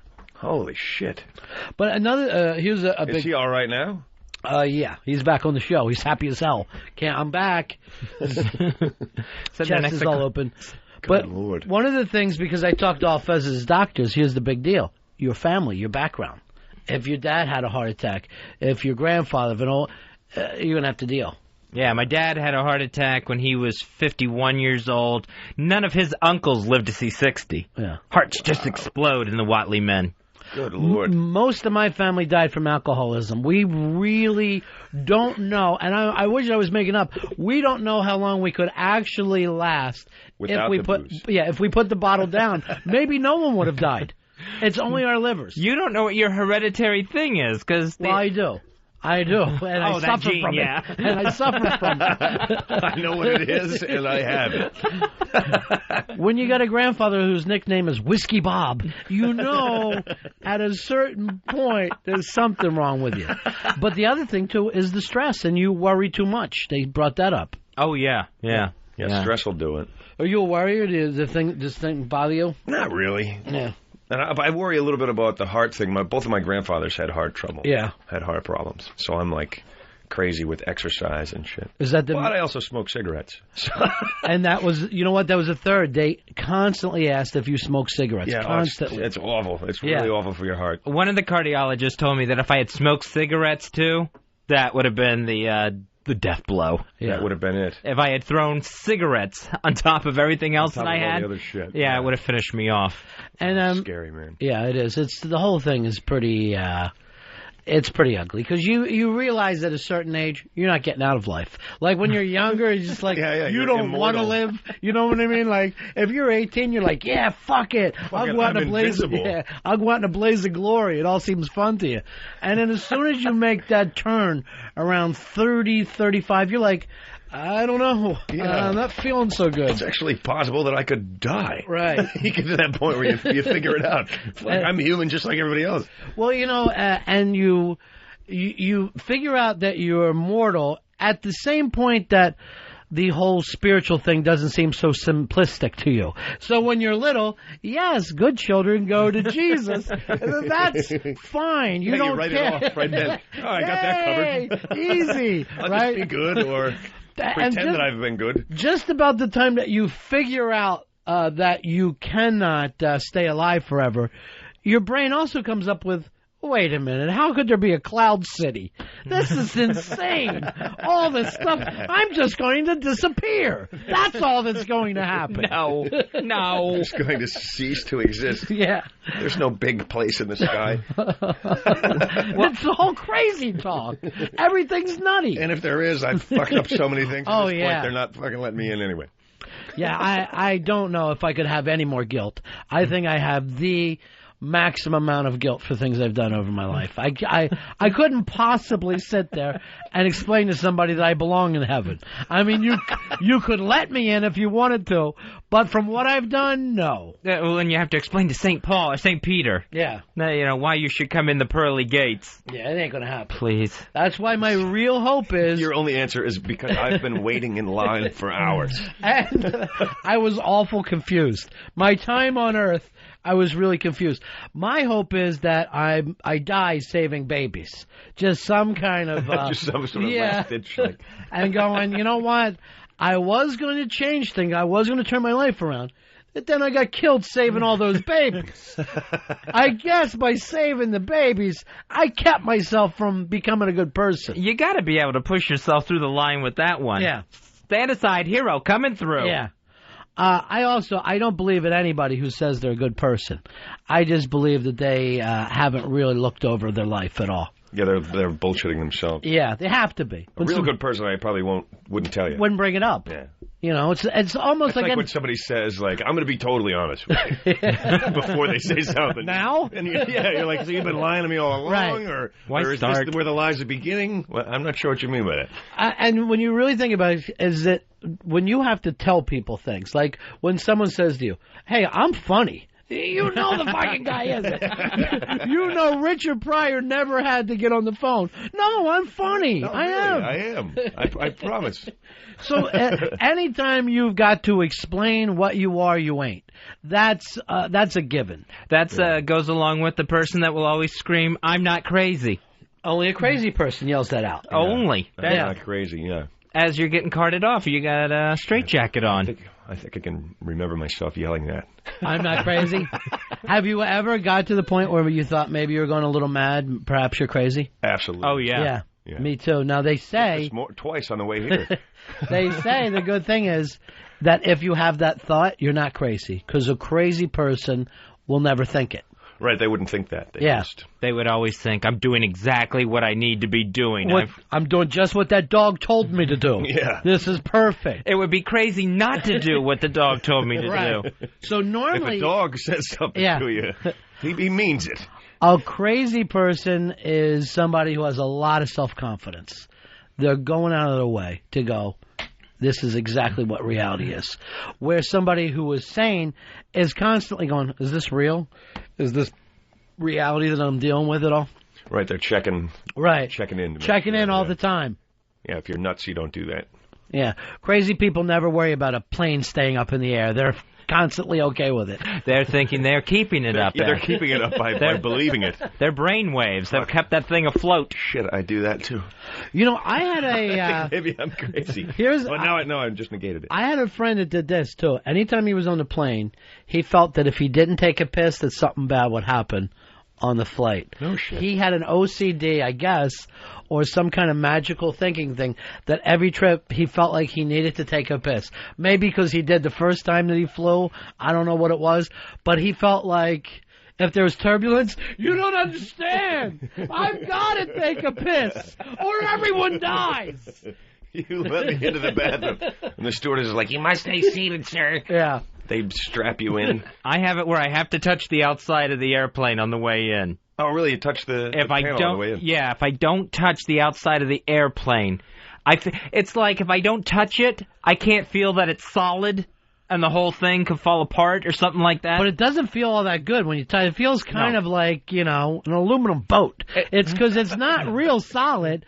It's pretty thin, right? Yeah, It's definitely. not as solid as you would hope. Yeah. Exactly. It does feel like a metal cylinder. Yeah, that's what it is. It's a Pringles can with wings. My wife and I were flying out of Heathrow in London back to, I think it was Heathrow to Kennedy, just years ago. We're flying along. I had a weird thing. Well, first of all, an awful thing, but right before that, a really strange thing. We're flying along, and there's open seats. So I moved to the row behind her because we're both going to lay down and go to sleep. We're exhausted. We've been traveling around for a while. So I moved to the row behind her. We take off. We're like maybe 5 minutes into the flight, and I look over to my right, just out the windows on the far side of the plane there, and my fucking heart starts beating like crazy, and I'm having like a little panic attack, but just for like a couple of seconds, and then I'm like, what the hell was that? Then like 3 seconds later, boom! This huge noise. I look over, all I can see out of those same windows is smoke. Oh, the Jesus. fucking engine on the plane has exploded. No way. Yeah, so I had like this weird little premonition thing. Oh my God! I looked over there and almost had a panic attack just looking that way, and then boom, and then like 10 minutes go by before somebody comes over, and it's the captain, and he's like, well, sorry everybody, it looks like we've hit a flock of geese. And, really? They've taken out the engine on the right side of the plane. Frickin' geese. We could fly all the way to New York with one engine if we had to, but we don't. So we're going to turn around. We went back. I mean, everybody was just frozen. I've never been more afraid in my life. Wow. Just frozen. Every muscle in your body just. It's like your body heard the noise before it happened and reacted to it. That was really freaky, man. But that can't happen, Fez. What you're describing has happened. We would have to believe that there's some tear in the time-space continuum. That Ben is able to tell we're about to hit geese before. Well, I don't know if I believe the geese thing. Yeah, I don't For either. one, I think that's a bunch of crap. Because the I think sky the is engine filled. Exploded. Yeah. The sky is just filled with birds. Yeah. And they never go, we have to get rid of birds around airports. You never see them attempting, because normally it's wetlands is where they have these airports, right? So you've got more birds than anywhere else in the city. And I never see them going, we need to clear this all out for safety purposes, because everybody would agree to it. That it would be okay. I've never seen a goose anywhere near an airport. I think the geese know, like, don't go over there by the huge birds. They will kill you. I like your angle. I think it's a fucking bullshit Yeah, I think it was a bullshit time. story. Everybody on the flight thought it was a bullshit story. Now, remember right after 9/11, we had that plane crash, and they blamed it on birds again, right? Queens, yeah. Oh, that's right. And in 5 years since, we've never had another plane go down in the U.S., and here this was just a couple days after, or weeks or whatever, after 9/11. It's just, and fucking 5 miles from ground zero. and it happens to be a bird. It just doesn't make sense to me. Yeah, none of that rings right. Yeah. Yeah, no, it didn't at the time either. But you know what's weird, too? I had a friend that lost his father that had the same exact feeling of you before he got the call. That Really? a fear hit him. He knew it was his dad. I mean, this is not a guy who sees UFOs or whatever. And he told me the story once when we He were doesn't occasionally gacking. think that he's crazy. No, and he just goes, "Oh, geez, this is fucking bad news." He's sitting there, fucking, phone rings, and his dad was gone. Oh, and now there was no reason for this guy. He wasn't trying to, become a psychic and take his act on the road. It just sometimes when you're partying, you and another guy start talking about weird things. Yeah. Is there a possible way that kind of shit happens? Maybe not all the time, but occasionally. Yeah, I think it's possible. Well, I mean, it did happen. It to just me. happened. You know it happened. I don't know what it was. You can't but explain it. Did happen. Yeah. I did freak out just a few seconds before, like, and had no idea why. That is so weird. Particularly after it hit. You must have thought, that's it, I'm dying. I forgot. This is what happens when people die. I forgot because I was so scared shitless when it actually happened. I forgot until we were back in the airport. I went, holy shit, I had that little thing right before. And of course, I told my wife, and she's like, "Why? How come you're saying that now?" She's like, "You're bullshitting me." I'm like, "No, I did, really." The weird thing is, after something like that happens on a plane, then you got to get back on the next plane. Dude, here's the crazy part. They put us back in the airport. Mm-hmm. We sit in the airport. They keep saying, "We don't have another plane. We don't have another plane." 4 hours, 5 hours go by. They come back finally and go, "Hey, we've got a plane." And we're all kind of like, really? Where'd you get it? How do we have a plane all of a sudden? And when we first got on the plane initially, the first time, I looked at all the monitors, the TV monitors before they had them like flipping down for the ceiling. Right. All of them were gray, except the one right by me was blue. Right? Every one of them was gray. 20 of them. One blue one right by me. We get on the plane 5 hours later. All gray, one fucking blue one right by me. I'm like, this is the same fucking plane. I started freaking out. I went to the stewardess. All the monitors are blue and one's gray. This is the same goddamn plane. You people are lying to us.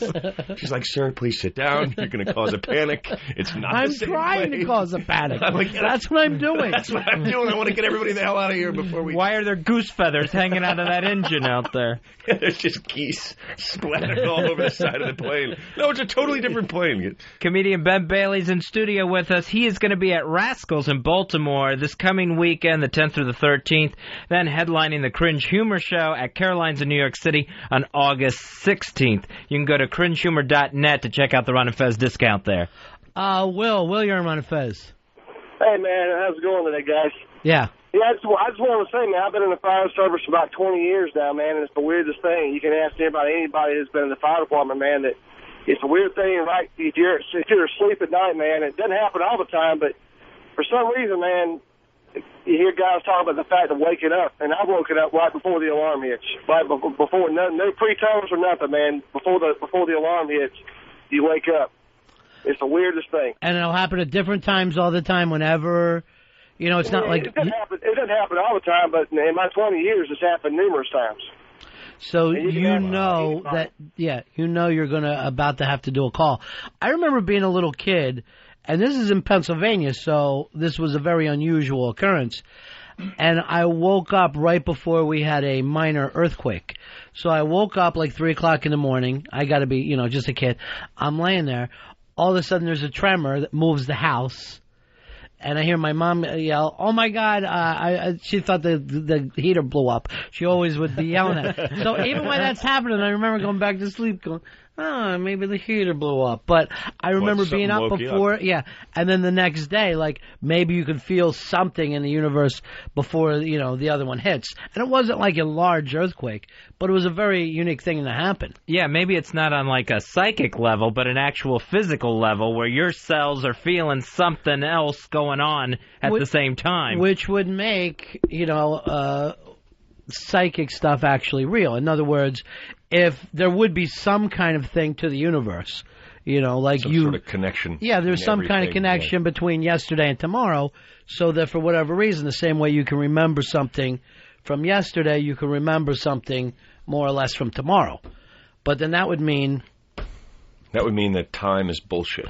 Well, it would mean that it wasn't really our choice what we do. That's always my problems with the psychic stuff.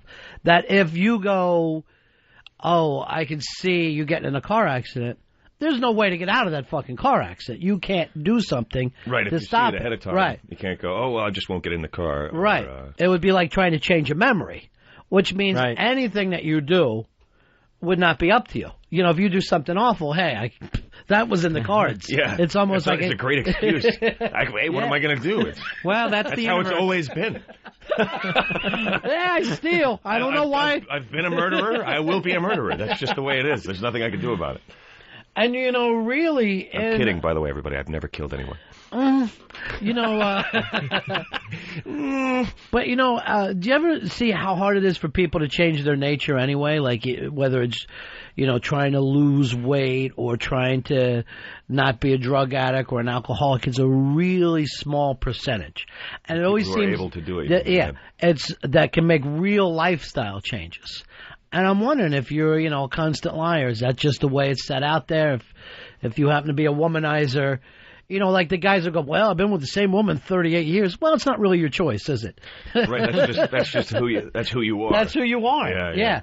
It's not that you've done something wonderful. Most of those guys are lying. I think. Right. But we always want to take credit for the good things that we do, and then the bad things, what can I do? That's nature. Yeah, what are you going to do? That's the universe. Human nature, yeah. Watch it unfold.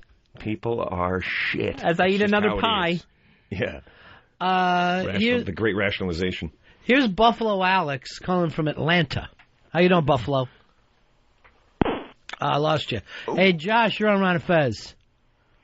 About having those psychic events, it doesn't seem like they would really be psychic. We have this feeling all the time that something could go wrong, but for the most part, it never happens. So it's only when something bad happens that we pay attention to, like, oh yeah, I feel something, you know, like I felt like an ill omen. I got you. So in other words, look how much worrying you normally do.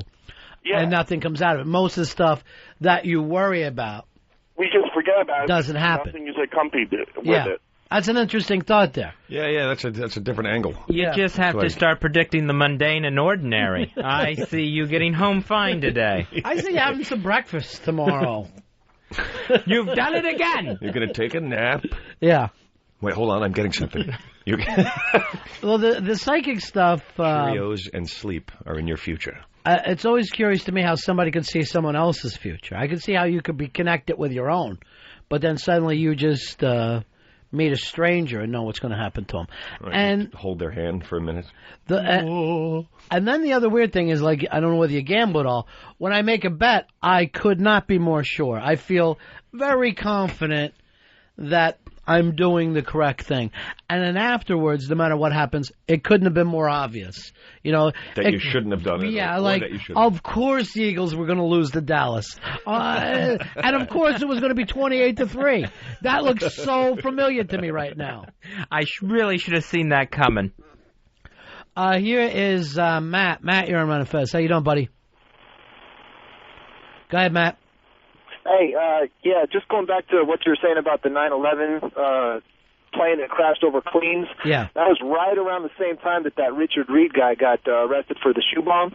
The shoe bomber. Yeah. He was a little bit after, wasn't he? It was all, you know... It was real close, yeah. The 9/11 stuff is also kind of cloudy for me. Like, that whole 5-6 months, one thing just ran into the other. Yeah. Yeah, yeah, same thing with the snipers in Virginia. They were all, you know, their names were Muhammad this and Muhammad that, and they were all crazy Islamic fundamentalists, but you never really heard much about their motivations and these kind of things. You think about the terror that they...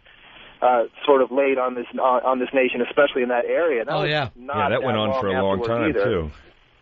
You kind of have to wonder about what the government's hiding about that stuff. And that was never put out there like they were terrorists, right? They were just nut cases. I mean, they had journals and stuff, and within their journals, they sort of, I don't know if they pledged allegiance, but they certainly had Islamic like fundamentalist ideologies and theories and stuff in there. So you think they're hiding a lot of shit from us? Yeah.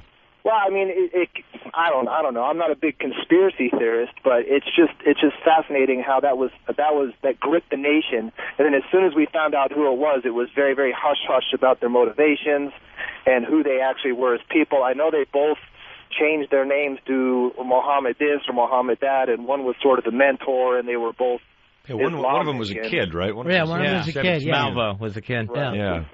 Right, but the older guy was certainly, he had Islamic fundamentalist, at least ideas, if not allegiances, then ideas. He was former American military, the guy, right? Wasn't he? Yeah. And kind yeah, of he was, lost it and but, you know, flipped they have his these views. Well, you know who else was former American military was Elvis. No one ever brings that up anymore, but... Oh, that's right. I don't know if there's Look what happened to him. Yeah. 866-Ron-Zero-Fez, 866-Ron-Zero-Fez. There's a story in the news now where we've lost 11 Egyptians in New York City somewhere. They flew from Egypt to JFK Airport, and then they were going on to Minnesota on some sort of college field trip or something like that. They ditched the trip in New York City. They just disappeared. Yeah. Well, now, when did this happen? I think just like in the past week or so. Well, I haven't heard anything. I think it was in the news today that we're missing 11 Egyptians that were supposed to fly on to Minnesota, but got off in New York and stayed. Students. Yeah. Young guys. Wow. That's a little freaky. That's always scary. Always scary. Wow. It's such wacky times we live in. Yeah, what are the 11 of them, huh? Yeah, 11 of them. They still can't find that race dog, that show dog that got loose at JFK. They're not going to find 11 Egyptians that are missing. I don't see how you can lose them. I don't see how you can lose 11 Egyptians. I'll tell you, whenever I read the news, it just makes me want to stay drunk. I just want to stay drunk 100%, isn't it, man? 100% of the time. Especially in the last 28 days. Yeah, well, since the Bush years. I think the Bush years have been pretty damn The Bush depressing. years have been really fucking frightening. You're right. Hey, here's Jeremy. You're on Ron and Fez. Hey, buddy boys. Yeah, pal. This may sound a little stupid, but that same exact 6 cents that everyone gets has gotten me out of at least a dozen speeding tickets. I'll be just speeding my ass off, and then for no reason I'll just start spacing off, slow down, I'll look down, and there'll be a cop right in front of me. Every time. No shit. Yeah, you know what? Now that you mention that, I think that's happened to me, too. You're flying along, cruising, you're going 85, and then suddenly you go, oh, shit. And you slow down a little bit, and then there's a speed trap like half a mile up. Yeah, exactly. I think the radar detector that I have may have something to do with it. For you. There's a beeping in my head. Yeah. No, I'm kidding. I know what you mean, though. I think I have experienced that on the road, too. All right, what is that book that was out that basically is about just really believing in your hunches? That if you have a hunch, just go for it. Same guy who did Tipping. Oh, it's called Blink is the name Blink, of it. yeah, Malcolm Gladwell, right? Yeah. So as soon as you get that feeling, you meet a guy you don't like him, just listen fucking to walk. it. Yeah, just walk away. Something inside you, maybe we haven't really figured out the science behind it. You know what I mean?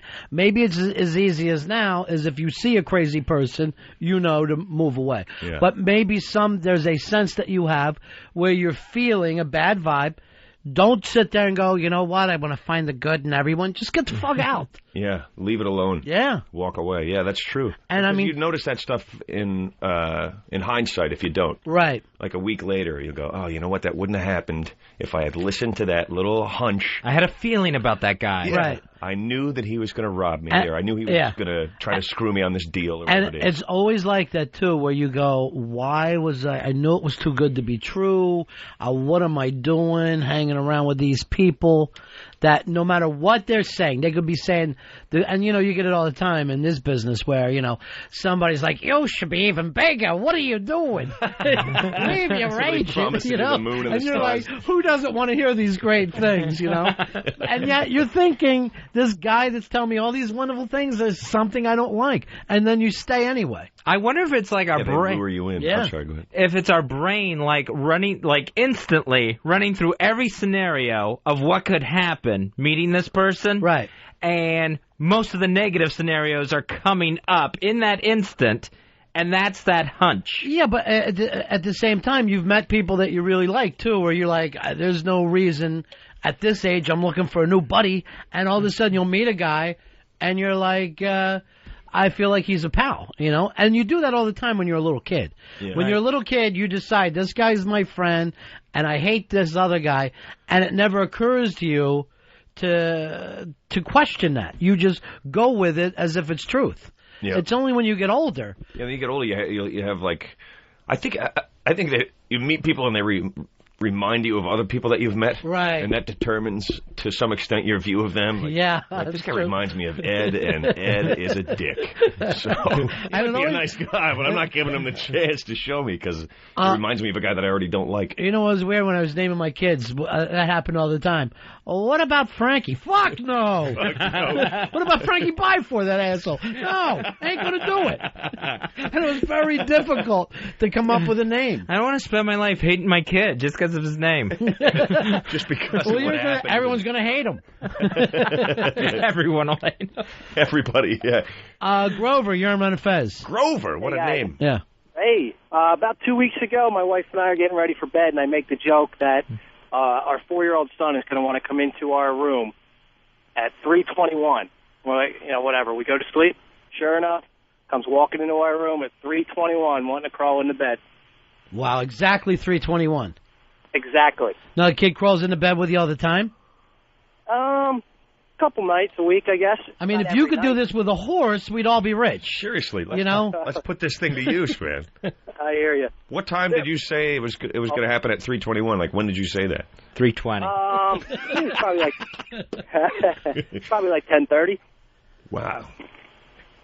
All right, that's bizarre, man. That is, that's genuinely bizarre. Here's Allison. Something wrong with your kid, I think, man. Go ahead, Allison. Oh, hey, guys. Love you guys. Make my road trips a hell of a lot better. Thanks, Dove. About the whole psychic hunches, I got to believe that we have them, but we don't pay attention to them as well as we should or have used to. We've gotten away from our instincts a little bit. And the reason I think that when that tsunami hit, they talked a lot about how all the animals knew well before we did, before our instruments did, anything they could do to determine there was a tsunami coming. The animals headed up the hills before anyone knew it was coming. So I think they're back in their instincts and using those. And, as humans, we got so much other stuff, and it's so easy to just kind of depend on your daily routine and not really go with what you're feeling inside. All right. Thank you very much. I don't know. I mean, sometimes it's just a matter of, you do the psychic thing as if it was somehow unscientific, but maybe it is. Like, you can get messages because there's messages going through the air all the time if you have the right receiver, like with a television or a radio.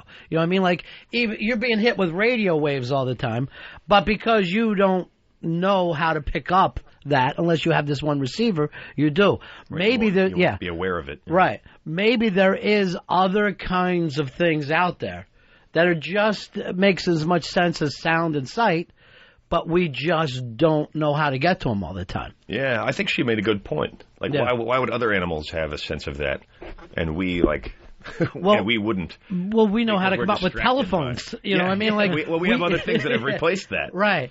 Exactly. Like, maybe you're in trouble if the if the cows are stealing your car and trying to get out of town. But don't you think like ancient people were able to go, look at that, look what's happening over here. Look at the rabbits. They're digging with their hind legs. Remember the last time this happened. But all we're not the animals are on top of the one hill. Right. We don't pay attention to that shit now. We don't pay attention to anything. We don't have to because we don't. We have toys to do it for us. Yeah, you get your information over the radio. Yeah. And the ancient people, they would have had to depend on the earth so much more for existence. Well, that's where they lived. Yeah, they lived on the earth where really we're inside our buildings, but they were connected with the sky and the ground way more than we are. They had to know what was going on if they want to survive. At the same time, we've come up with a couple of neat things. We know when a hurricane is coming. And now if you didn't, if you were like an alien and you came here and you were like, well, look at those humans. They know how to get out of the way of a hurricane. How are they doing it? Well, they know it's coming. They haven't mastered getting out of the way quite yet, I don't think. Well, some people will leave. Other people like, fuck it, let's stay. Yeah. Let's stay and surf. What a clusterfuck the whole Katrina thing was. And get worse. But and still going on, and everybody seems to have kind of, oh, well, that's over. That was bad, and now it's done. But this is the cheeriest day of conversation. plane crashes. Lost Egyptians. Lost Egyptians and show dogs. Spike Lee has that documentary when coming out, Earl? Do you know? 21st and 22nd on HBO. 21st and 22nd. 2-hour. It's a 4-hour documentary. Earl will have all the black news for us. So if you want to know what any black guy is up with, you check with Earl. It's 4 parts. Earl could only get Mikey D too. All right, see, now we're going back to that thing we were doing so great earlier. I shouldn't have brought it back up. I'm going to plug Ben there.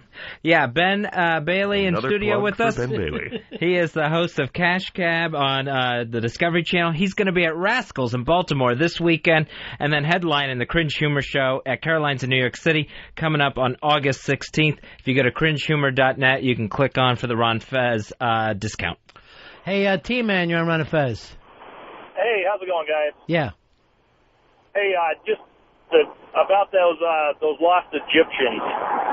That's actually Montana State out here, and they said that 7 of them made it, and 11 of them are lost somewhere between New York and Montana, Bozeman, Montana. And they're manhunting for them pretty well out here. So, hair's scary. Where are you? You're out in Montana. I'm in Idaho, just south of Bozeman there. Well, an Egyptian should stick out like a sore thumb in your part of the world. Yeah, there's not a lot of them that don't get a second look out here.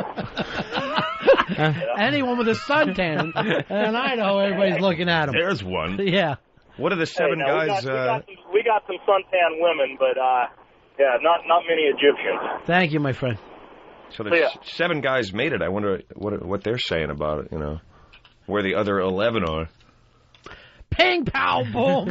Where are they?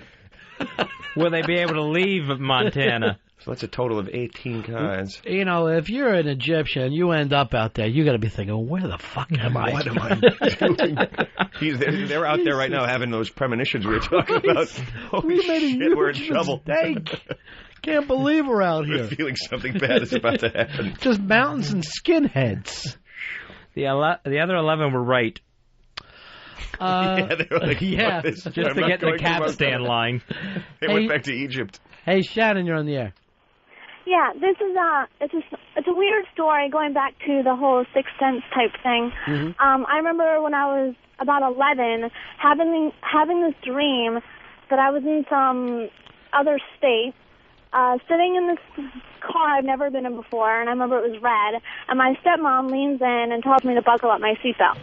6 months later, I'm in the same place, but it's Lake Tahoe in a rental car, and my stepmom says the same thing to me. Had you ever been to Lake Tahoe? No. Were you in the dream? I didn't know that it was Lake Tahoe in the dream. I just knew it was a different place. But I hadn't been there before. So, it was really weird.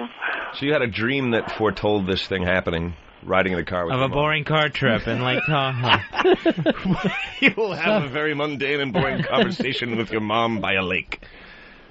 Well, I know it was really mundane type scenario, but the fact that that what happened exactly imitated what was in my dream was the weird part. All right, thank you very much, honey. Thank you. Bye. Oh, God, what can be duller than a woman? 866-RON-0-FEZ, 866-RON-0-FEZ. Hey, Barb. Barb, you're on the air. Hi, how are you guys? Yeah, we're great. What's up, Barb? Hi, Ben, how are you? Very good, how are you? Fine, thank you. Fezzy, I think you're right. I think your comment about people not really paying attention to their psychic intuition is correct. And I think it's because we multitask. We're so distracted about everything that is going on around us that we just don't tune into that stuff. If you have a friend and you're with them all the time, that kind of stuff happens all the time where you tune into each other. But if you're tuned out to everything around you or distracted, you're just not going to pay attention to stuff like that. All right, but let me go on the other side here. If every time Fez felt that he shouldn't get on a plane because it was going to crash, he never would, because every time you're about to get on a plane, you have a bad feeling. Oh, totally, yeah. I would never have flown. Right. Yeah, a lot of people Fezzy, probably you're would. afraid of a lot of stuff, Fezzy. Yes, he is. She's calling you out, So man. that doesn't You gonna count. take that shit from Barb? So, I mean... Can't argue with her. So, my point is the stuff that he fears is not true, that he can't always go with those feelings that he has, or he would never really leave the house. Yeah, but I think that's a totally different thing. I think what you said, Ron, was more true, is that when you walk up to someone and you have a bad feeling, and it could be that they remind you of somebody else, but I think you go with your instincts and say, this person just isn't quite right. You know, walk away. That's different. I think that's not fear. I think that's instinct. And that whole thing about anticipating the cop being around the corner, Right. I've done that 50 times. That's true. You know what's always weird is how many people seem to be oblivious to what goes on around them. Like, I don't know whether you've ever walked into a bar with somebody, you know, and all of a sudden you look around and, hey, we're the only guys that aren't bikers. Maybe it's better to leave. Yeah, but your friend's like already at the bar. He has no idea. He has no idea. You look around and it just looks like a beatdown could take place any moment, and you'll see that he's just not even it. These guys are fine. Drink up. Stop being a pussy. And, you know, to me, it's like a common sense. It's like, you know, I know we're allowed to be here, but it doesn't make a lot of sense for us to be here. Is the atmosphere that great that we need to take the chance of getting the shit kicked out of us by these guys? Yeah, Barb's thing about we're not able to tune out. I seem to be able to quite easily. You think you do? You tune out whatever you're doing? Yeah, I'm sorry, exactly. What did you say? See? We tune you out. When you're driving along and you just don't even remember driving to where you've been. Do you think you got street sense at all? No, I don't think so. You don't think you're street smart? No. I mean, I would know if I was in a neighborhood I shouldn't be in, but that would be by the actual number of the streets. When I was a kid, I was a carny working the Midway with my family and all, and I would have loved to seen Fez come down there. I would have taken every fucking nickel he had. Spin and win, whatever it stops on. My grandmother would have been there, the fat kid. There you go. Get him over, Show him the big dog. $20. Wave the big dog at him. So you ran a booth? Like yeah, my family did. Different games? Or Yeah, all different games. And, Break you the know, dish? what I would do is, like, I'd go out to visit her on the Midway, and I would just walk around with a big dog for a while. Hey, that place over there. All excited like you just won. Yeah, everybody wins. It's unbelievable. A quarter. Yeah. 1 quarter, and I walk with this huge dog. That was the easiest game ever. People, you'll be surprised. People are following you. Where'd you get that, kid? Right over there. 3 balls in a basket. It's great. Come on, everybody. I love those things. Oh, yeah. I really do. They're so cheesy, and it's like, but they're great. Yeah, they are. And you spend $50, and then you walk away like, look at this stuffed animal I won. Well, the weird For $50 thing is that we would always, you know, we would do towns in like Wisconsin and Canada and stuff, places that were pretty cut off. So it would be people who would saved up their money all year for the fair to come by.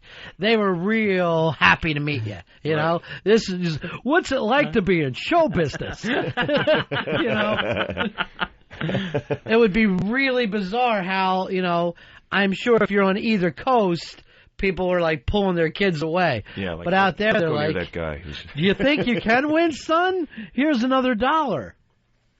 That's fun, though. I used to love those things. Here's Dan. Dan, you're on Ron and Fez. Hey, buddies, you guys were talking about, you know, when you dream and stuff, and I have a lot where I dream of stuff like deja vu, where I've dreamt something, and then I'm driving, I'm like, wait a minute, I saw that. And I was telling my wife the other day, you know, we were behind a vehicle, I'm like, you know, I dreamt this the other day, and then she asked me, well, what happens next? I tell her, well, we all get decapitated, but, you know, luckily nothing really terrible has ever happened. So in your dreams, you actually die? Yeah, and or something terrible happens right after whatever I've seen, which is really always freaks me out.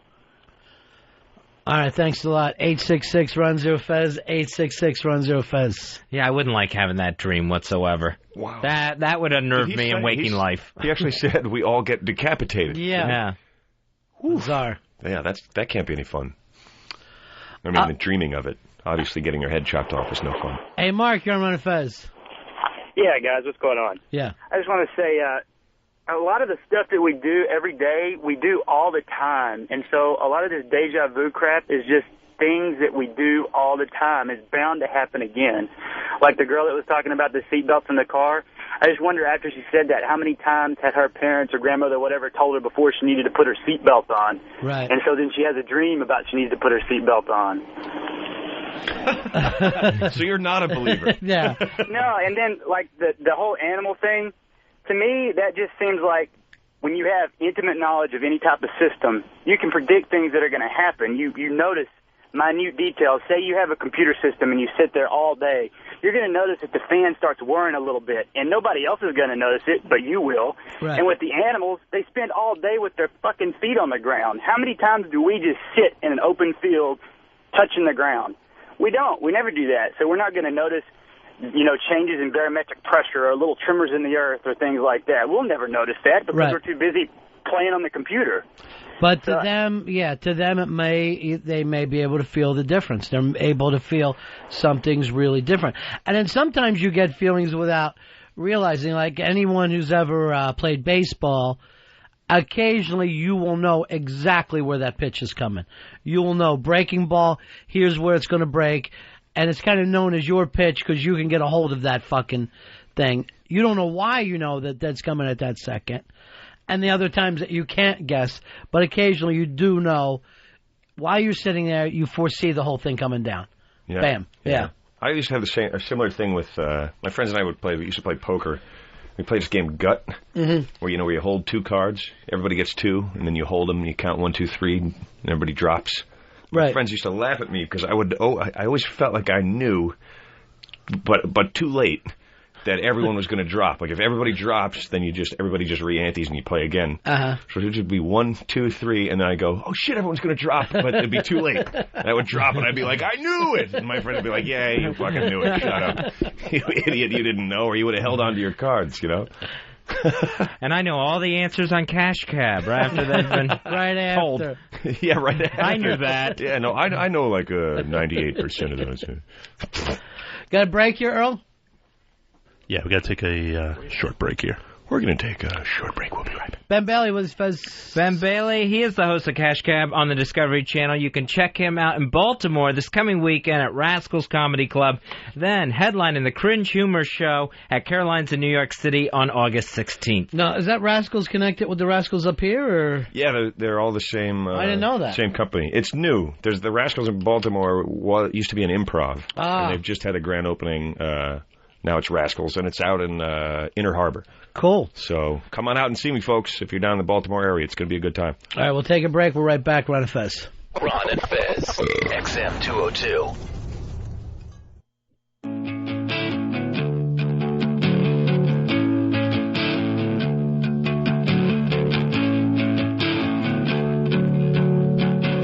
Ron and Fez show. Ben Bailey is in studio with us. He's going to be at Rascals Comedy Club in Baltimore coming up this weekend, August 10th through the 13th. Then headlining the Cringe Humor Show at Caroline's in New York City on August 16th. He is also the host of Cash Cab, the game show on the Discovery Channel. And Fez, we just found out a filmmaker has stopped by. It's Paul Lowe. Oh, God. Who, you've been working on what film? Gap? Gap, yeah. Yes. Fez, we drove Welcome to the panel. Lexington, Kentucky together, so I don't know why you're treating me like that. Never met you.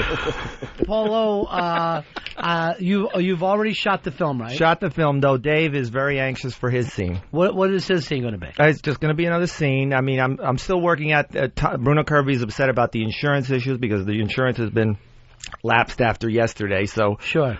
So we're not sure, but I mean, we're going to work it out. What you actually did have an insurance budget on this film? Yeah, sure. It's kind of mandatory. Yeah. This is Ben Bailey from Cash Cab. Maybe you'd like to put him in your film. I'd be happy to put him in Gap 2. Why would you shake wrong hands with him? He gave me the left. He gave you the left to your right. Well, because he's a puppy. I produce films. I don't need to meet this guy. That's okay. I'll give you a hug. No, stop. You've... by the way, you look fantastic. You're wearing a jacket. Well, we're probably going to go to a steak thing right after this, and we'll pay if you want to come. Oh, it's a steak. Like a steakhouse. Really? Yeah. Oh, a rap party? Yeah. No. Before it's rap? I'm just saying, since I haven't seen you guys, and I may not see you guys again because we'll probably die on the trip down back. Yeah. So I heard a lot of bad things about your wife. She's totally misbehaved. Totally misbehaved. She's a the department store to our, to the east from here. And clearly, I can get her over here maybe before the show ends. But is it a pill problem? Very much. Yeah. She was thrown out of one hotel, and she's working on the second one. So. She's like Russell Crowe when she checks in. He's married to a maniac. He's married to a woman who's been locked up how many times? Always, frequently. It happens on a regular routine basis. Yeah. Wow. And then the other problem she has, you said her vagina won't get wet. That's right. Stays incredibly dry. That's right. Do you get a bad feeling before these things happen? Do I get a bad feeling? I have a bad feeling all the time. He's lived with So it. I can't believe you've shot your film and you feel good about it so far? Yeah, we had a 4-day schedule. I did it in a day and a half. I can't believe he's sitting in here in this XM studio. I know, it's odd. Us. Yeah, I it's know. odd. And I get this, why does Fezzy hate me after all these years? Fezzy hates everyone. I've noticed that, and it never used to be that way. We traveled together. We went to movies together. Right. And it's just because the absence is supposed to make the heart grow fonder. Right. Now, what steakhouse are you going? The one at 50th and, 3rd. Smith and Lewinsky's. Really? Yeah, and I got to go that big? Yeah, well, because I get these things from my credit card, and I got $200 anyhow. I'm going to waste anyhow, so might as well. No, the only problem is while I'm sitting there enjoying that steak, I'd have to look at you and your wife. Yes, that would be the requirement. It's hard to eat steak in front of a cow. What about 2 different tables? That'd be all right. We could share signs. This is a very bizarre thing, Fez. I never thought you would even get close to doing this movie of yours. I know, and that was the other thing, the lack of support and no faith. What's the movie, man? What's Gap? It's actually. Thanks, Ben. It's short for Gap Tooth Bitch. It's the story of his wife's life. I mean, it is actually a serious film. We use the horror genre, and it actually is about the gaps that are everywhere in society between, rich and poor. Obviously, the generation gap, the gap between God and man. It goes on and on. And you shot this all in a day and a half. Right, because I was doing all the work. Right. How many murders took place in your horror film? There was 7, and we're working on 2 more. All right, so Dave's getting killed, and who else? There's another guy who was the night manager of my hotel. Oh, so suddenly he's in it? So he's very persistent. Wait, is that how you were able to... because you killed him? Yeah. No, I haven't killed him He got the AARP rate. This is like when they found Lana Taylor at a soda fountain. So do you want me to bring her over and cause havoc, or should I just leave her at Bloomie's? I'm trying to figure out. I know it's not Lana Taylor. It's Lana Turner. Lana Turner. So I had to stop things. No, leave her at Bloomie's. Okay. I don't think we want that maniac here. I know. We have Ben Bailey here. He's, I know he would to deal with her running around in her underwear with a knife. No, she depends him, if anything. Yeah, that's the problem. I don't want her getting rough here. Okay. She's really psychotic. She's insane. Somewhere I think I've got some of her crazy talk, but I don't know where it is. What's her name, your wife? Gail. Gailo. It's Polo and Gailo, yeah. This is her on different times we've talked on the air. They came to my house. Oh, my God. Get him off the phone. I want those bastards put in jail. Obviously, he gives a more about you than anybody else. So she goes crazy all the time. You got to lock her up. And she's much worse today. Today's a bad day for her. Yeah. We're going to a steakhouse. I don't know. Bruno Kirby left me an email that he met her, but she didn't even know she was meeting anybody. He said she was just oblivious. Yeah, the other person who was there thought she was an old woman. She was so hunched over as I carried her into the hotel. Just all fucked up on dope because you've taken her on the road? Well, I'm not trying to do this. It's just that in the morning we give her something to take the edge off, and then she starts popping them after that. I don't even know what's going on. So you think anything bad's happened at Bloomingdale's right now? Probably. It could be. David Burke's place has been destroyed. As she went rampaging through there. Berkowitz is more like it. Yeah, and everybody on the film, though, was lovely. It was a beautiful experience. Every single person. My DP, Matt Carmen, he saved our ass. Do you feel like you're accepting an award now? That's why you're throwing names out? Thanking everybody. Well, I mean, just Pitsy, I was counting on him, and he didn't. Oh, Pitsy was no fucking good to you. He refused to call me, and he treated me like Fez, basically. Like garbage. Exactly. Like shit on his shoe. I don't know where this comes from. going to Smith and Lewinsky with you. I can't make it. Okay. But I will. I'd rather go to Mason and Kalinsky. Oh, that was really. Smith and Lewinsky. Well, I wasn't trying to mention the place. It's not like I'm getting a kickback or anything. I was just saying that place over there. Right. Why don't you do this? Call, order me a steak. I'll pick it up and leave. Okay. I'll get out of the cab, Get it to go. grab a steak, and go. That's like The Devil Wears Prada. Then Meryl Streep was getting the steak from. I don't know. I don't see as many movies. You need show. to see all the movies. Yeah. So is Gap a feature film? It is actually a feature film. Shot in a day and a half. It's almost real time. That's almost. No, where do you hope to have this? That's funny. Where do you hope to have this done? I mean, where is it going to be shown, or straight to DVD? Clearly, you're going to have to talk to Bruno Kirby. Yeah. And he has the rights to it. He's got it in the safety deposit, and now we have to do the minimal editing that's necessary and some post production. Very small amount of editing. Yeah. And who's going to do the musical score? We have actually. Oh, geez, I have a couple of CDs of a guy. We have going to have a couple of different bands like heavy metal and rap and punk stuff. Mm-hmm. Obviously, stuff we can get for nothing. What's the dream though? Right now, where do you go with this? Well, I mean, we went with the Blair Witch model, which was they made it for $60,000, and they sold it for $1.2 million, and it made $175 million. Clearly, the screw up they made was selling it for $1.2 million. Right. You won't make that mistake. And you've promised me $1 million off the top. I'll promise you $1 million, assuming certain minimum parameters are passed. Like what?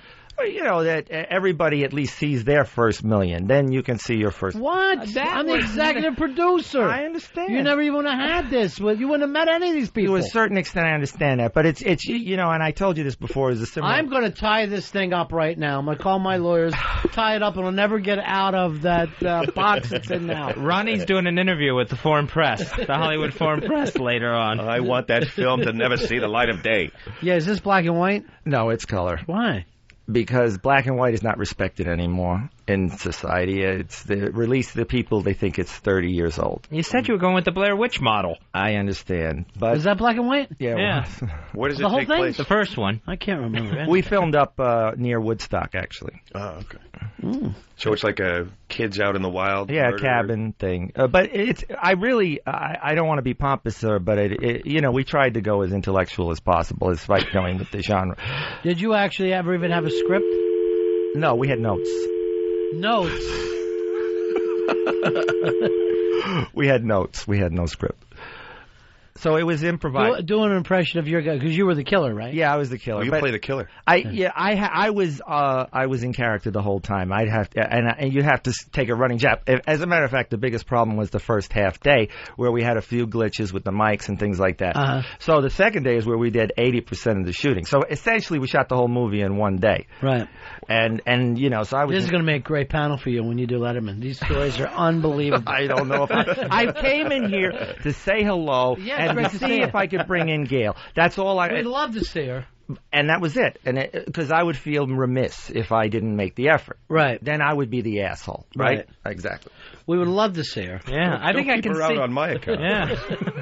I think I can see her from here. Off. Is that her climbing the Empire State Building? That's a giant monkey. Oh, okay. This 9/11 film, have you seen it? Have you reviewed this one yet? I've been on the road. I mean, so I've been kind of a little busy. Just from what I understand, most people don't want to see it. Yeah. It's Oliver Stone's World Trade Center, supposed to open nationwide tomorrow. Yeah. Now the best film so far this year is United 93 or 97, whatever it was. But that's a great film, absolutely great film, and nobody really wanted to see it. Yeah, too freaked out. Yeah, clearly the best film of the year. Better than Gap? We haven't even seen all of Gap yet, so I couldn't tell you. Is your wife in the film at all? No. And we were going to try, if Pitsy had shown up, we would have done a Gail O movie as well. We would have done 2 movies in a day and a half. Huh? I didn't want to say fucking Pitsy, but that's what I'm thinking all the time. Is Bruno Kirby in the movie? No, he's not in it's the not that bracket. Bruno Kirby. It's more of an online Bruno Kirby. It's not the real. These people, they just take other people's names. And there is some conflict behind the scene, but the actual filming and the people behind the camera went beautifully.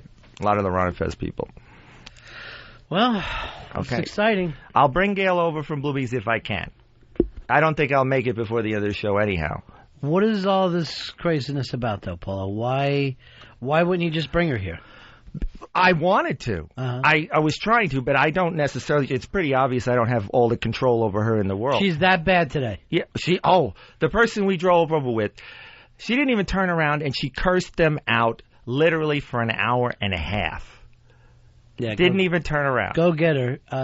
Put an extra dart in her neck. I'll try. I'll try. Okay, boss. All right, now you know that she's just sitting over there?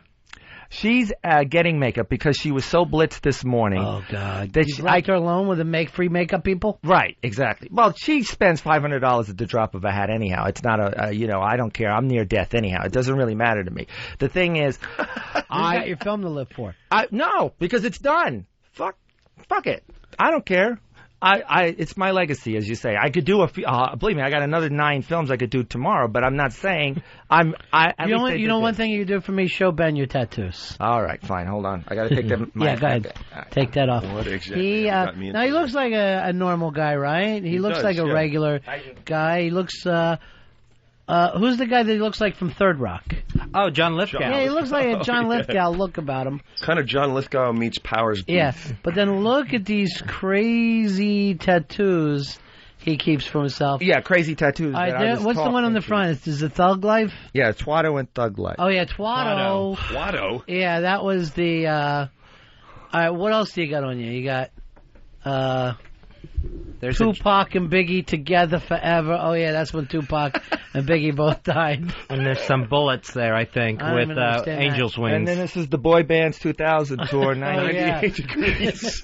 Why do we have 98 degrees as the headliners? That's the mistake. It's not. It's because of the 2 numbers. Yeah. Just, you can do it big. Wait, those are ridiculous tattoos. Yeah, and they're not holding up well. Yeah. Yeah.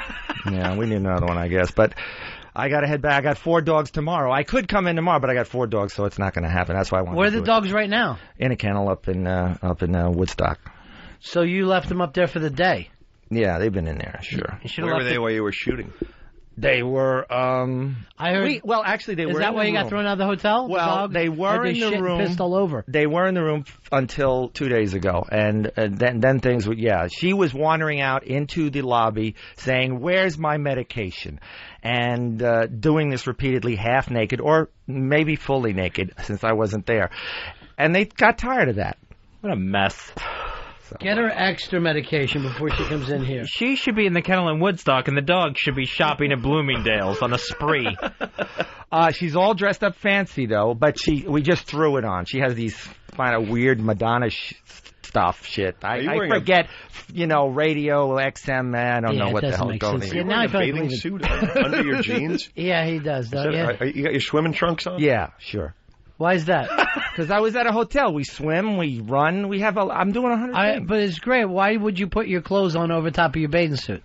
Because I've got everything in the... No, I swam yesterday. This is what I'm wearing is underwear right now, okay? We're in a car with everything, okay? What am I supposed to do? Take a second. I'll go get the underwear. Yes, that's what people do. That's kind of what you do, yeah. Is that the mark of civilization at this point? A little bit. You wear underwear as underwear? I think this is actually more attractive than underwear if you don't want doing his film. All right, we're going to see the swimsuit. There it is. Oh, God. It's just it's nice underwear, I thought. Yeah. Is there a lining? Do you have one of those mesh Yes, linings do you need to see that, too? I don't want to see it. I just know how horribly uncomfortable those things are. It can be a wedgie thing at the times. You know what you remind me is like the kid in gym class that's afraid to be caught naked, so he wears a bathing suit into the shower.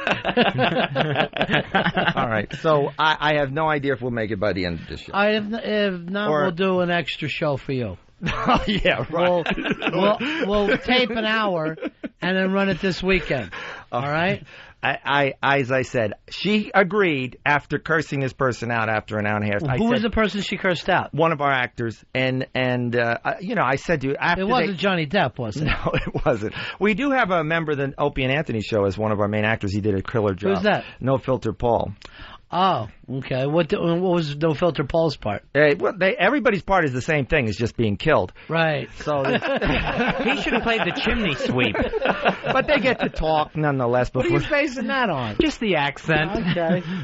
Look who it is. It's the chimney sweep now. Dave wants me to do a scene with him, and Bruno's worried about doing it outside because of the insurance. If there's a closet somewhere in this, we can do it. Dave's out of the movie. Okay, well, I don't... You're out of the movie. They don't have insurance. I have to be in the if movie. you shoot something up in Central Park, he's going to get in trouble with the police. They hate to see you shoot without a... The only thing we would be able to do is tie his neck to a tree and then start abusing him or something like that. That would be like the scene. We would start, Now, how do you fit that in with the rest of the movie? Each scene is a segment in and of itself, each murder. So at each segment... So there's nothing that ties these murders together? No, yes, I tie it all together with my rantings and ravings. So here are people Paul killed, is basically the film. But there is a thematic tying together by my rantings. And of course, the serial killer is going to be a crazy person, so that's what I'm doing. We have finally found Plan 10 from outer space.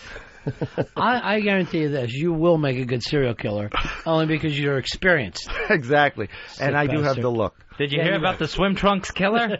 The swim trunks killer. All right, go get her. All right, I'll go get her. All right. There he goes. You got a phone with you? Yes. Yeah. All right, we'll check in with you. Don't worry about speeding or anything. Woof. He's a mess. And it's so frightening. Ronnie and I have never met his wife. And don't want to. What she calls in. Yeah, he does. When we do movie reviews with her, and we've been doing this for, decades. Literally 100 years. And she screams and punches him. She's out of her fucking mind insane. She's the worst person. I think I'm going to move over. You ought to. You ought to, because she's out of her mind. I mean, we've called there before where the police were arresting her. Yeah, the cops were actually on the scene. I mean, and I don't know how he got her from Florida to New York City, because we've heard stories before where she's, going down the road with him, and she's trying to kick the windows out of the car on the highway.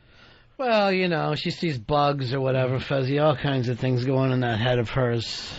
It's not easy. They're all over. So how do you guys get hooked up with this guy? Who knows? It's a bad caller from years ago. Oh, okay. I mean, when you're a bug light for maniacs, they just seem to come to you. There's nothing you can do about it. Speaking of which, Ben Bailey's in studio. He's going to be at Rascals in Baltimore August 10th through the 13th. That's this weekend. And then headlining the Cringe Humor Show at Caroline's in New York on August 16th. Won't you, big brother, big brother? It's a Big Brother update. Andy Mike, you got a little update for us, buddy. Yeah, I just want to remind people it's going to be a big show tonight. If you haven't watched it before, if you thought it was kind of going slow, they really should turn up the heat tonight with all the stuff that went on this weekend. Is there going to be a live vote out? No, that'll be Thursday. Okay. I'm sure it'll be live on Thursday, but tonight they're going to show the Power of Veto competition, and if you kept up on it this weekend, they kind of really put the screws to them, and at the end of it, there were people that weren't happy at all. All right, Mike. All right. Appreciate it, buddy. He keeps an eye on the Big Brother show, Fez. His website. Yeah, he's got a Big Brother update. His website is ilovebigbrother.com. I was watching some of the live feed last night, and I cracked up because Danielle started talking about Julie Chen being married to Les Moonves. Right. And, I mean, hadn't even said anything, and they cut the feed. I guess, what do they call it? They go to flames? Mm-hmm. So I was cracking me up. As soon as she started talking about Julie Chen, it was out. They will always do that anytime that you can get sued. Oh, okay. No, why Les Moonves would sue his own, Fez, speaking of websites, here's one that we got from, this is I guess an email, or it was written on our Ron Fez at, what the hell, MySpace, I guess. Oh, myspace.com/Ron and Fez show. No, this is from Sid Rosenberg from, formerly of WFAN. Now he's in Florida. And I guess he's upset because his picture didn't make one of the friends list. How's that work, Earl? Well, basically, you can make a request to be a friend of the show. And apparently, it's like no one has asked him to be a friend. And he can ask, and I'm pretty sure they accept everyone. But wait, get out of there. You don't know what you're talking about. There's a friends list, but then there's the top 40 friends list, and Mikey Boy's in charge of MySpace, takes a lot of characters and friends from the show and put it into a top 40. So then their pictures show up, right? So their picture shows up. But Sid is a registered friend of our show. I didn't know this. So Sid actually writes very, I guess, hurt. Guess I'm not a friend of the show, fuckwads, and has his picture Sid. there. Come on, Sid. Fuckwads. So his feelings are really hurt. I guess I'm not a friend of the show, fuckwads. No. that hurts. What kind of friend says things like that? Exactly. And I don't know how the whole thing works, but I don't know why a grown man wants his picture next to our little MySpace thing. I don't know how it works. Were you really a friend to begin with? If your picture doesn't make the top 40 and you call us fuckwads? Yeah, that's not going to get you in. I say we put him up. I feel bad about it. I know we had the Mikey D. I feel like I'm losing friends here as the show goes along. This is easily the strangest show I've ever been involved in. It's a weird one. It's a weird one today. A Paulo sighting, more or less. I can't believe it. Paulo wanders in. His wife... Where did he come from? Yeah. Oh, when he just rolled right in. Last break, I go out to take a piss. He's sitting outside of our door very comfortably, just sitting there. Nobody knew he was here. He's just out in the hallway. Yeah, like a stalker would be. Sure. Like basically any guy who would cut your throat for a nickel. Plenty of security. Are you going to have to eat with him, Fez? Oh, to Smith and Walensky. I can't even dream of it. It just sounds like a nightmare. I can't imagine. You're going to get asked to leave. Yeah. I mean, he'll go in there. Like he said, he had to walk his wife into the hotel hunched over. She's unconscious on her feet because of the pills. You know they're going to be asked to leave. Yeah, that's not going to be a pleasant lunch. Yeah. And then how am I supposed to digest looking at those two?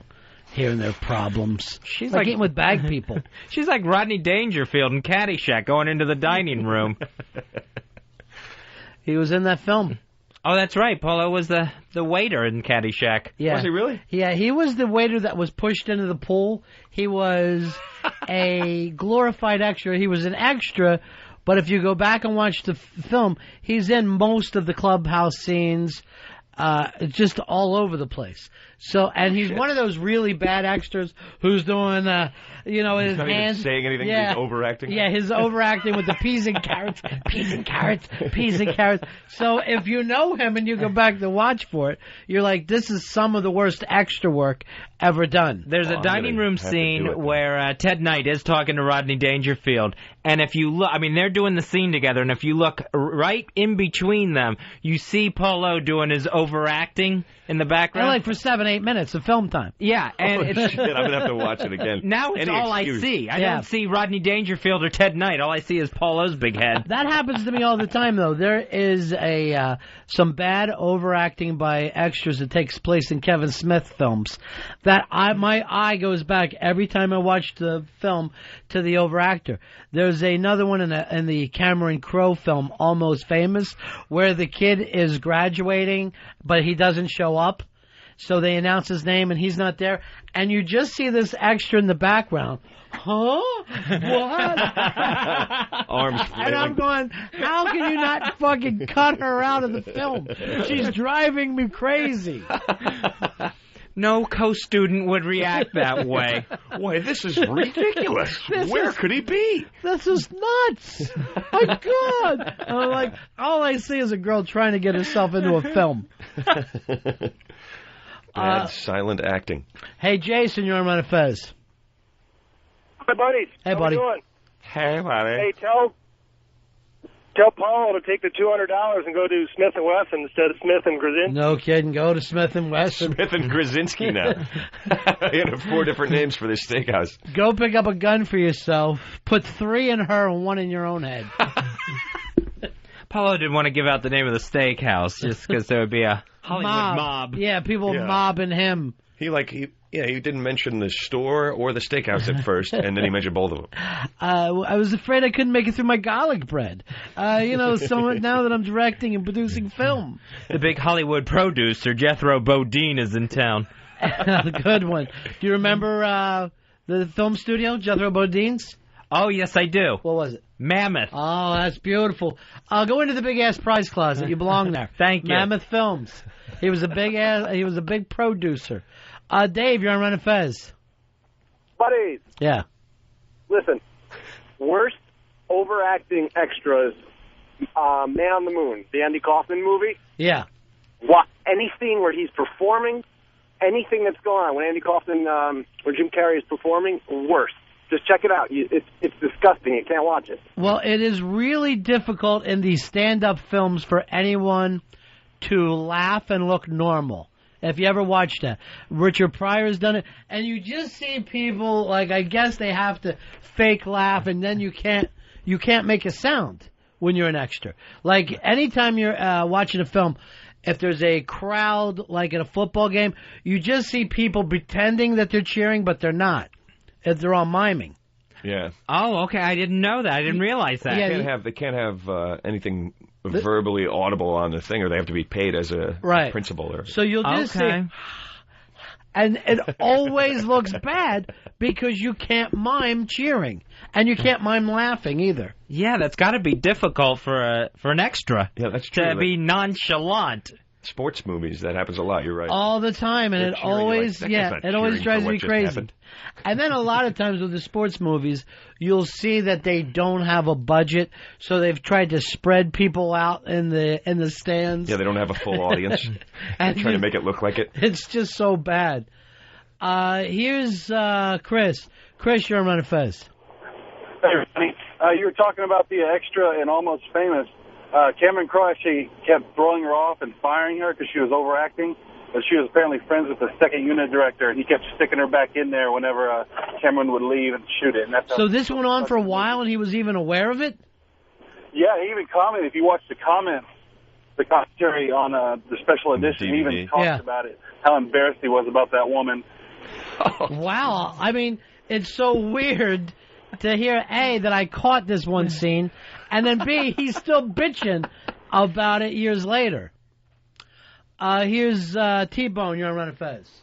The movie Glory, when they're storming the fort at the end of the movie, some of the scenes where some of the extras are getting shot, the way they fall is so ridiculous. It looks like they're getting hit with Nerf bullets or something, not real bullets. It's terrible. I like the idea of Nerf bullets. Jon Favreau did a film. I guess it was the Union film that Jack Nicholson was in. Hoffa? Yeah, Hoffa. So Favreau supposedly was in that? Yeah, well, as an extra. Oh, as an before extra, he okay. started, before he went to Hollywood. So I guess they shot this when he was in Chicago. And I saw this on Dinner for Five. He claims that if you watch the film, there's a riot that takes place between the union guys and the management guys, and they're running at each other. And if you watch, you can see him with the union guys and then also with the management guys. You see him, he's on both sides of the fight. So he just wanted to be in every fucking thing. Because I think guys that are extras, a lot of times will have it in their mind, if I do really good, the director's going to beef up my part a little Yeah, I hope bit. to get you know? pumped up, yeah. And I don't know, has that ever happened in history where some director went, this guy is unbelievable. Look at him miming his laughter. I've got to give him a speaking role. He's got to now play the bodyguard. Yeah. I think people would maybe get bumped up because of their appearance. Right. Like, oh, that guy's got an interesting face. Maybe we could bump him up. I don't think they ever go, this guy's such a brilliant actor. Let's get rid of Richard Gere and use this guy. Adriana was actually an extra for Sopranos. She was just a hostess, and then they decided she was such a cool-looking and hot extra. Yeah, but she was an actor before. Yeah, but I'm saying, oh no, she was. You act like she's some brought off the street. She With was the hostess of the restaurant? She was a hostess of the restaurant, but not Christopher's girlfriend, big-time character, until a few episodes later. Hey, Bill, you're on Ron and Fez. Christopher. Hey, what's up, fellas? Yeah. I just want to mention real quick for any Kevin Smith fans, he's going to be in Red Bank, New Jersey tonight doing a Q&As, and he says it's the first time he ever did it outside, and also free showing of Clerks. So just like a little PA Clerks for or Clerks any, 2? I guess just Clerks. Right. Clerks 2. So this is going to be outside in Red Bank? Yeah, he said it's the first time he's ever did it outside, so should be pretty interesting. But, for any fans, Should be a pretty cool night out there in Red Bank, New Jersey. All right, thank you very much, Marine buddy. Park. All right, guys. Say the park again? He's already gone. I think you say Marine Park? Yeah. Paul O wasn't scheduling a Q&A for the same night, was he? I hope not. He is scheduling a Q and A-hole. So I don't even know exactly what happens. Queen and asshole. Hey, Dan, you're on Ron and Fez. Hey, what's up, boys? Hey, buddy. How you doing? I was a PA on a TV show that's on the air right now, and basically these extras are insane. They all think that they're all divas, first of all. Right. The extras are. They're just kind of really outrageous. They'll basically just go crazy about, ooh, gotta go. He lost himself. Hey, Kenny, you're on Ron and Fez. His director just walked in the middle of a store right now, and she's holding a gun. Listen. You fucking bitch, no! No, girl. Pulp Fiction. Every motherfucking lie, Run! Good job, Radio Shark. Here's Dan. Dan, you're on Ron and Fez. Hey, Ronnie. Yeah. Hey, there's a scene at the end of Braveheart that drives me crazy where Mel Gibson's getting tortured and the extra turns and looks right at the camera. It's pretty funny. I've never seen that one. Oh, this is going to ruin movies. Yeah. I'm going to be looking at the extras and everything now. I will definitely do that. Well, that's why I don't even like a lot of director commentary, because they put shit in your head like, oh, that clock belonged to my mom. Right. And then the next time you watch the film, you're like, oh, yeah, that's his mom's clock. Yeah, the whole experience of watching a movie for me is like escape. Right, lose Get into it, yeah. lose everything, and that's the world that you're in, you know? Yeah. So all these little things just pull you out of it. Here is John. John, you're on Ron and Fez. Hey, buddies. Hey, buddy boy. Hi, buddy. At the end of Teen Wolf, there's an extra that actually whips out his cock. Teen Wolf? Yeah. No way. Yeah. VH1 did a special about a month ago about all these wacky extras that do things, and there's a guy in Liar Liar in the courtroom that waves right at the camera so he can be seen. But yeah, they showed the guy in Teen Wolf at the end with the gymnasium and the pan back, and they actually had to blur it out on VH1, and he just unzipped his zipper and pulled Earl, call VH1 and get me this show, because I would be obsessed. I would go and try to find every one of these. They showed all the boom mics that have been in movies. Well, I've seen a lot of that kind of stuff before. There was a movie with Tom Cruise where the lady actually addresses him as, "Hey, Tom, I'll see you tomorrow." Slipped right by. Supposedly that happens in the Doors movie, too, where the girl calls him Val in one scene. One of the greatest flubs in the movies is Gone with the Wind actually has a scene where there's a light bulb in a lantern. 866 Ron Zero Fez. 866 Ron Zero Fez. Hey, Larry. Hey, guys. In the movie Ghostbusters, the end, the ending when they're all up on the roof there, all the stupid extras just looking and pointing and just ridiculous looking with their stupid mouths open. Yeah, they don't even know what they're looking at in those kind of films. That one I did notice because I remember that one, they're too. so overboard when they go to congratulate Rick Moranis when they're patting him on the back and just screaming, they're just excited to see someone that was in the movie, right? He was the gatekeeper. Here's it's our friend Mikey Boy. Mikey Boy, you're on Ron and Fez. Hey guys, Mikey D pulls me right out of The Godfather now that I know where he is. Oh, I know this too. Camera. Mikey D is in The Godfather. It's the scene. Is it right before you find out the Godfather got shot? Yeah, exactly. That Al Pacino finds out. So they're walking down near Radio City. Mikey D is a little kid. Now, that scene takes place, it's like Christmas. It's snow, right? For some reason, you'll see this little kid, and it's Mikey D with long hair, and he's in shorts, running around chasing a ball. He looks just like Lene. He looks exactly like Lene looks. And you'll just see him in shorts for no apparent reason. Then doesn't he ask Santa for poison tickets? No. Where he starts demanding? That's a whole different thing. I tried to get into a movie that way once. How's that? This movie, I think it was called Quicksilver. Oh, yeah. Kevin Bacon. The bicycle, yeah. I was on a field trip in the city. I was a little kid. and they were shooting on, I think on 5th Avenue. And we were waiting, so I just kept trying to... We were like waiting for the bus or something. I kept like wandering out into the middle of the road, trying to get into the scene. That's it for us. Thanks, Ben. Oh, we're done. Thanks for having me, guys. Come see me in Baltimore, everybody. He's going to be at Rascals all through this weekend and the Cringe Humor Show in Caroline's in New York City on August 16th. Take care. We'll see you guys tomorrow. That's the end of my show. Donk.